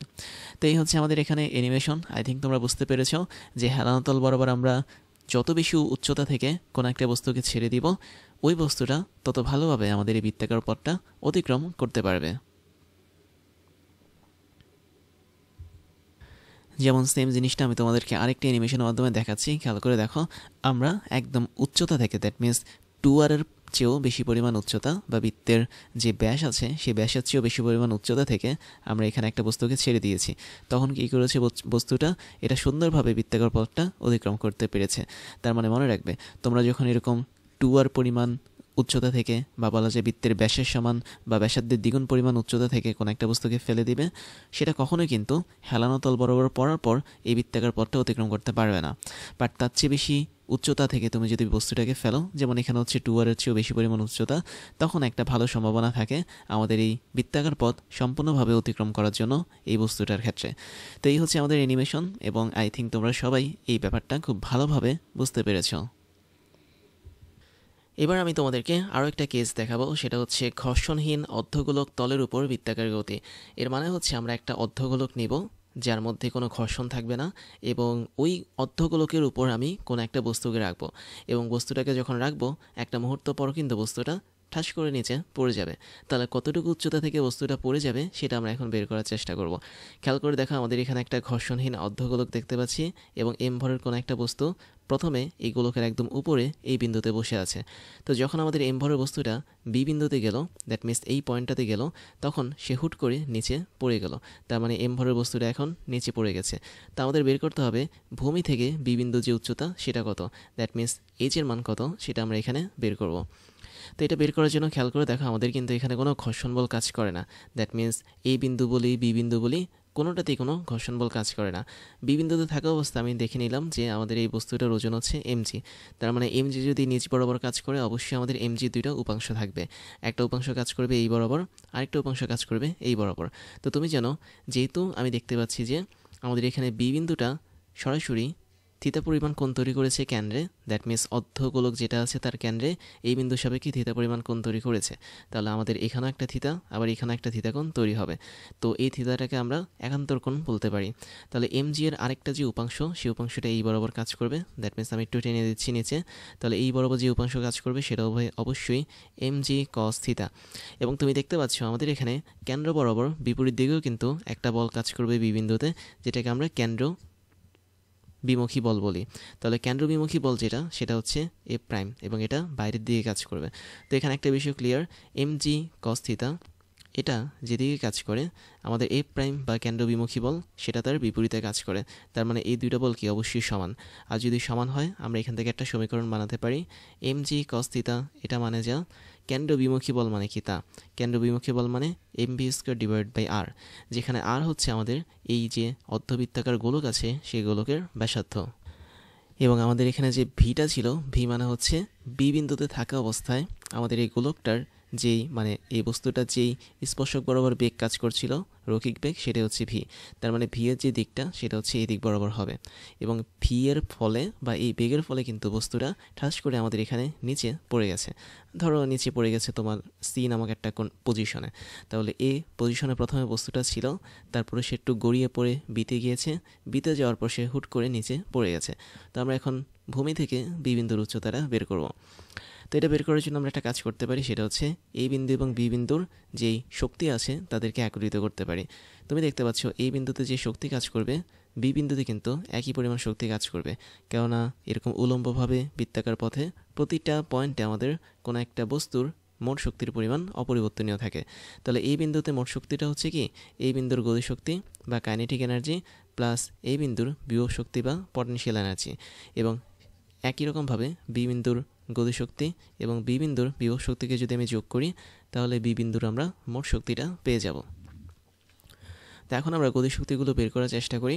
এই বিন্দুতে তুমি দেখতে পাচ্ছ বস্তুটা কিন্তু স্থির অবস্থায় ছিল, তার মানে এখানে কোনো গতিশক্তি কাজ করবে না। তার মানে এই বিন্দুতে থাকা অবস্থায় বস্তুর মধ্যে কোনো বেগ কাজ করে না, স্থির অবস্থায় থাকে, এজন্য ওর মধ্যে গতিশক্তি নাই। এই বিন্দুতে থাকা অবস্থায় আমরা এখানে পটেনশিয়াল এনার্জি বা বিভব শক্তি যেটা সেটাকে এভাবে বের করতে পারি এম জি এইচ দিয়ে। এবং এখানে এইচ মানে হচ্ছে আমাদের এই যে কেন্দ্র দেখতে পাচ্ছ ও, অর্ধ গোলকের কেন্দ্র, ও থেকে শুরু করে এর যে দূরত্ব আছে সেটা, এবং এই দূরত্বটাকে আমরা আর ধরেছিলাম বা অর্ধ গোলকের ব্যাসার্ধ ধরেছিলাম, তাহলে এইচ হিসেবে এখানে কাজ করবে আর। তারপর আমরা দেখব যে এখানে বি বিন্দুতে তার বেগ কত, মানে গতিবেগ কত। তো গতিশক্তি হচ্ছে কত, হাফ ইন্টু এম ইন্টু বেগ স্কোয়ার। বেগ মানে কি ভি, যেটা আমি বলেছি। তার মানে বি বিন্দুতে থাকা অবস্থা অবশ্যই তার মধ্যে ভি পরিমাণ বেগ কাজ করে। এবং বি বিন্দুতে তার যেই বিভব শক্তিটা থাকবে সেটা হচ্ছে এম জি ইন্টু এইচ। এইচ কেন দিয়েছি, কারণ আমি দেখতে পাচ্ছি সত্যিকার অর্থে ভূমি থেকে বি বিন্দুর যে উচ্চতা সেটা আমরা এইচ ধরেছি। তাহলে আমাদের টার্গেট হচ্ছে এইচের মানটা বের করা। তো তাই যদি হয় তাহলে আমরা এখানে ইকুয়েশন থেকে পাচ্ছি একটা দারুণ জিনিস, সেটা হলো কি আমরা একটা কাজ করি, আমরা প্রথমে ভি এর মানটা বের করার চেষ্টা করি। খেয়াল করে দেখো আমাদের এখানে উভয় পক্ষ থেকে কিন্তু এম এম এবং এম কাটা যাবে, দ্যাট মিনস বস্তুর ভরটা কাটা যাবে। তো এই পাশে থাকবে হচ্ছে টু ইন্টু জি ইন্টু আর, ওই পাশে থাকবে হচ্ছে শুধুমাত্র ভি স্কোয়ার, আর আমাদের ওই পাশে আরেকটা থাকবে হচ্ছে জি ইন্টু এইচ। তাহলে এতটুকু অংশ হচ্ছে আমাদের এখানে আছে। তাই যদি হয় তাহলে চলো আমরা এখান থেকে শুধুমাত্র ভি স্কোয়ারটাকে বের করে দেখি কী আসে। ভি স্কোয়ারের মান যদি বের করি তার মানটা হবে হচ্ছে টু ইন্টু জি ইন্টু আর মাইনাস হচ্ছে জি ইন্টু এইচ। তো আলটিমেটলি আমি যদি এখান থেকে শুধুমাত্র ভির মানটা বের করি তাহলে আমি পাবো রুট ওভার, এখানে কেউ কি কমন যায়, এখানে কমন যায় হচ্ছে G into H, I think common যায়, রাইট? আচ্ছা, এখানে মনে হয় লসাগুতে একটু ভুল হয়েছে, এখানে কিন্তু টু ইন্টু জি এইচ হবে। খেয়াল করে দেখো আমাদের এখানে টু দিয়ে কিন্তু উভয় পক্ষকে আমরা গুণ করেছি, তার মানে এখানে আমাদের টু ইন্টু জি এইচ হবে। তাই যদি হয় ভেতরে আমাদের কমন যাবে টু জি, বাইরে থাকবে হচ্ছে কি না, ভেতরে থাকবে হচ্ছে আর মাইনাস এইচ, এতটুকু অংশ আমাদের ভেতরে থাকবে। তো এতটুকু জিনিস হচ্ছে আমাদের বি বিন্দুতে থাকা অবস্থায় এই বস্তুটার বেগ। বাট আমরা তো বেগ নিয়ে কাজ করব না, আমরা দেখব কতটুকু উচ্চতায় আমাদের বি বিন্দুটা রয়েছে সেটা। তো আমি যদি এই উচ্চতাটা বের করতে চাই তাহলে দেখো আমরা এখানে একটা সমকোণী ত্রিভুজ দেখতে পাচ্ছি, এবং এই সমকোণী ত্রিভুজটা কীভাবে তৈরি হয়েছে আমি একটু দেখাই। আমি যদি একটু হাইলাইটার দিয়ে হাইলাইট করে দিই আমার মনে হয় তোমরা বুঝতে পারবে। তো সমকোণী ত্রিভুজটা হচ্ছে আমাদের এই জায়গাটাতে একটা ত্রিভুজ, যার মধ্যে একটা কোণ আছে থিতা, এবং যার একটা অতিভুজ আছে এবং একটা লম্ব আছে। তো তুমি যদি একটু খেয়াল করে দেখো আমাদের এখানে মানগুলো কিভাবে কাজ করে। আমাদের আর এর মানটা কত, ও থেকে শুরু করে বি, এটা কিন্তু আর এর মান, কেননা এটা অর্ধবৃত্তাকার যে গোলকটা আছে সেই অর্ধগোলকের ব্যাসার্ধ হিসেবে কাজ করবে। তাহলে আমি একটু আলাদাভাবে লিখে দিই, ও থেকে বি এখানে আর হিসেবে কাজ করে এই ত্রিভুজের মধ্যে, যেটা হচ্ছে অতিভুজ। আবার তুমি দেখতে পাচ্ছ আমাদের এখানে ও থেকে শুরু করে একটা নির্দিষ্ট পয়েন্ট, তুমি ধরে নাও এই পয়েন্টটার নাম হচ্ছে ডি, তাহলে ও থেকে শুরু করে ডি, এটা কিন্তু আবার উচ্চতা এইচ হিসেবে কাজ করে। তাই যদি হয় তাহলে আমরা এই ছোট্ট সমকোণী ত্রিভুজে একটা সূত্র অ্যাপ্লাই করতে পারি, সেটা হচ্ছে কস থিটা। কস থিটা মানে কি, ভূত ডিভাইড বাই অতিভুজ, ভূত মানে হচ্ছে ভূমি। দ্যাট মিন্স আমরা এখানে ভূমি হিসেবে কাকে ধরবো? অবশ্যই থিতা কোণটা যার সাথে আছে সেই রেখাটার একটা হচ্ছে ভূমি, একটা হচ্ছে অতিভুজ। তাহলে থিতা কোণটা ওডি রেখার সাথে আছে, তার মানে ওডি রেখা হচ্ছে কি আমাদের এখানে ভূমি, আর অতিভুজ হচ্ছে কি ওবি। তাহলে এটা হচ্ছে কস থিতা। তাহলে আমরা আলটিমেটলি এখানে যেটা পাবো সেটা হচ্ছে কস থিতা ইজ ইকুয়াল টু ওডি মানে কি ছিল? এইচ ছিল, এবং ওবি ছিল কি আর। তাহলে এইচ এবং আর এর মধ্যে সম্পর্ক তৈরি করার জন্যই আমরা এরকম একটা কৌশল অবলম্বন করেছি। তাহলে দেখতে পাচ্ছি এইচ হচ্ছে আমাদের এখানে উচ্চতা, তাহলে এইচ এর মানটা কত হবে? আর ইন্টু কস থিতা হবে। তো এটা আমি আলাদাভাবে বের করে রাখলাম। তো এখন দেখো আমরা কিন্তু একদম শুরুতে একটা ইকুয়েশন লিখেছিলাম, আমি একটু মার্ক করে দিচ্ছি। সেটা ছিল হচ্ছে একদম উপরে। তো এই ইকুয়েশনের মধ্যে আমরা দুইটা পার্ট পেয়েছিলাম, তাই না? একটা পার্ট ছিল কি এমজি কস থিতা, আর একটা হচ্ছে M V square divide by R. তুমি চাইলে উভয় পক্ষ থেকে কিন্তু এমটাকে কেটেও দিতে পারো, কোনো সমস্যা নেই। তাহলে আমরা এখানে দেখতে পাচ্ছি ভি স্কয়ার নামক একটা অপশন আছে, আর এখানে কস থিতা নামক একটা অপশন আছে। তো আমরা ভি স্কয়ারের মানটা কিন্তু অলরেডি এখান থেকে নিতে পারি, এবং কস থিতার যে মানটা সেটা কিন্তু সরাসরি এখান থেকে নিতে পারি। তাহলে আমরা এই লাইনটা মুছে এখান থেকে কস থিতার মানটা নিব এবং ভি স্কয়ারের মানটা নিব, নিয়ে হচ্ছে 1 নং সমীকরণে বসিয়ে দেব। তাহলে আমরা কি করব? আমরা এই দুটো জিনিসের মান নিয়ে কাজ করব। তাহলে চলো আমরা এখন 1 নং সমীকরণ থেকে দেখি। আমরা দেখতে পাচ্ছি এখানে শুধুমাত্র জি ইন্টু কস থিতা থাকবে, এবং অপর পক্ষে থাকবে হচ্ছে V square divide by R, যেখানে ভি হচ্ছে কি? ভি হচ্ছে আমাদের রৈখিক বেগ বি বিন্দুতে থাকা অবস্থায়। তাহলে জি ইন্টু কস থিতা, কস থিতার মান কত বের করেছি? এইচ ডিভাইড বাই আর বের করেছি। ভি স্কয়ার যেটা, সেটার মান কিন্তু সরাসরি আমি দেখতে পাচ্ছি এটা ছিল। তার মানে আমরা চাইলে এখান থেকে ভি এর মানটা না বের করলেও পারি, কোনো সমস্যা নেই। তাহলে ভি স্কয়ারের মানটা হচ্ছে কি 2g, যদি কমন নিই আর মাইনাস এইচ হিসেবে কাজ করবে, আর নিচে আমাদের এখানে কাজ করবে শুধুমাত্র আর।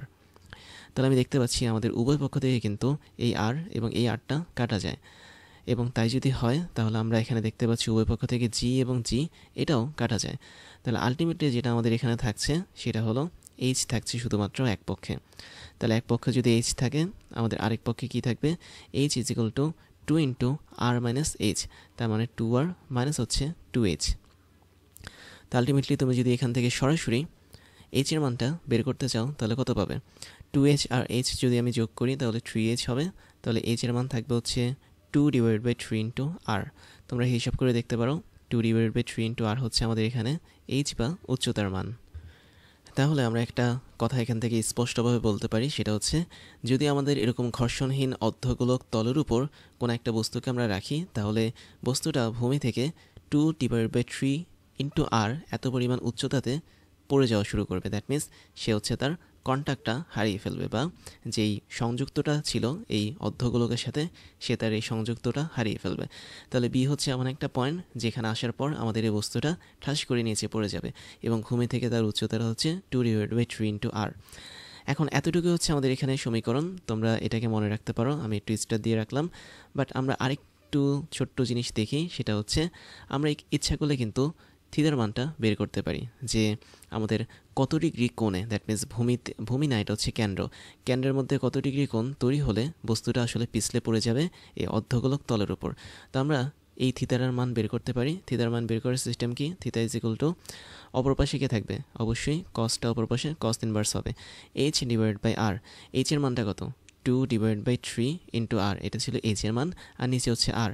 তাহলে উপরে আর নিচে কিন্তু আর এর মানটা কাটা যায়, তাহলে আমরা এখানে পাই হচ্ছে কস ইনভার্স 2 ডিভাইড বাই 3। তো এখন দেখো কস ইনভার্স 2 ডিভাইড বাই 3 এটার কিন্তু স্পেসিফিক একটা মান আছে, যেটা তোমরা ক্যালকুলেটর ইউজ করলে পাবে। তাহলে এই স্পেসিফিক মানটা তুমি যদি ইউজ করো কোনো একটা অর্ধগোলকের মানে কেন্দ্রের মধ্যে, এবং অর্ধগোলকটা যদি ঘর্ষণহীন হয়, তাহলে অবশ্যই এত ডিগ্রি কোণে আমি যদি কেন্দ্রের সাপেক্ষে বস্তুটাকে সরাই আমাদের এই বিন্দু থেকে, তাহলে আমাদের বস্তুটা পিছলে পড়ে যাবে, বা বলা যায় বস্তুটা নিচে পড়ে যাবে।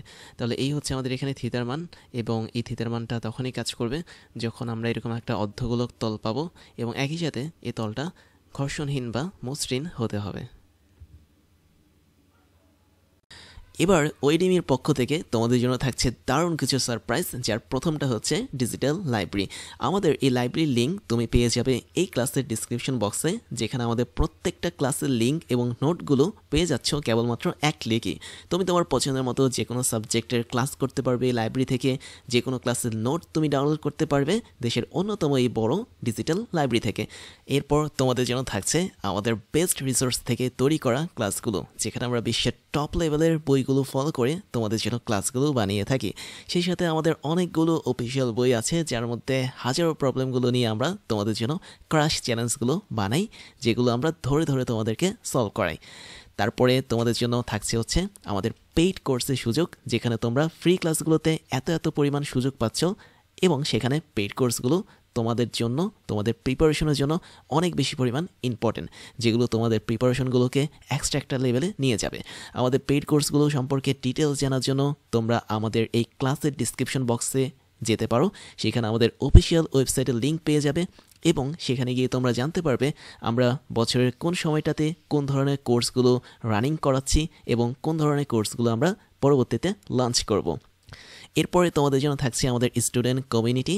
তোমরা সেখানে জয়েন করতে পারো। আমাদের অফিসিয়াল ফেসবুক পেজের লিঙ্ক হচ্ছে facebook.com/oedemy, এবং তোমরা চাইলে আমাদের ফেসবুক গ্রুপেও জয়েন করতে পারো। গ্রুপের লিঙ্ক হচ্ছে facebook.com/groups/oedemy। তারপর তোমাদের জন্য থাকছে আমাদের ক্লাস এবং কোর্স নিয়ে সমস্ত আপডেট খবর জানার প্রসেস। তার জন্য তোমাকে জয়েন করতে হবে আমাদের টেলিগ্রাম চ্যানেলে, এবং আমাদের টেলিগ্রাম চ্যানেলের লিঙ্ক হচ্ছে t.me/oedemy। এখানে জয়েন করলে তোমরা আমাদের প্রতিদিনের ক্লাসের খবরগুলো পেয়ে যাবে। কোন দিন কোন কোর্সটা আমরা লঞ্চ করছি, কোন কোর্সটা বর্তমানে রানিং আছে, কোন কোর্সটাতে তুমি ভর্তি হতে পারবে, সমস্ত ধরনের খবর তোমরা জেনে যাবে আমাদের এই টেলিগ্রাম চ্যানেল থেকে। তাহলে এখনই জয়েন করে ফেলো t.me/oedemy এখানে গিয়ে। এবার আমি তোমাদেরকে আমার পরিচয়টা জানাচ্ছি। আমি হচ্ছি ইমতিয়াজ, ওয়েডেমি সহ ক্রাশ ইঞ্জিনিয়ারিং এবং টকডেমির ফাউন্ডার হিসেবে কাজ করছি, যেখানে ওয়েডেমিতে আমি স্কুল এবং কলেজ লেভেলের স্টুডেন্টদেরকে পড়াই, ক্রাশ ইঞ্জিনিয়ারিংয়ে আমি ইঞ্জিনিয়ারিং লেভেলের স্টুডেন্টদেরকে পড়িয়ে থাকি, এবং টকডেমিতে মেডিকেল সায়েন্সের স্টুডেন্টদেরকে পড়িয়ে থাকি। সেই সাথে আমি বিগত 10 বছর ধরে 5 লাখেরও বেশি স্টুডেন্টদেরকে অনলাইন এবং অফলাইনে পড়িয়েছি।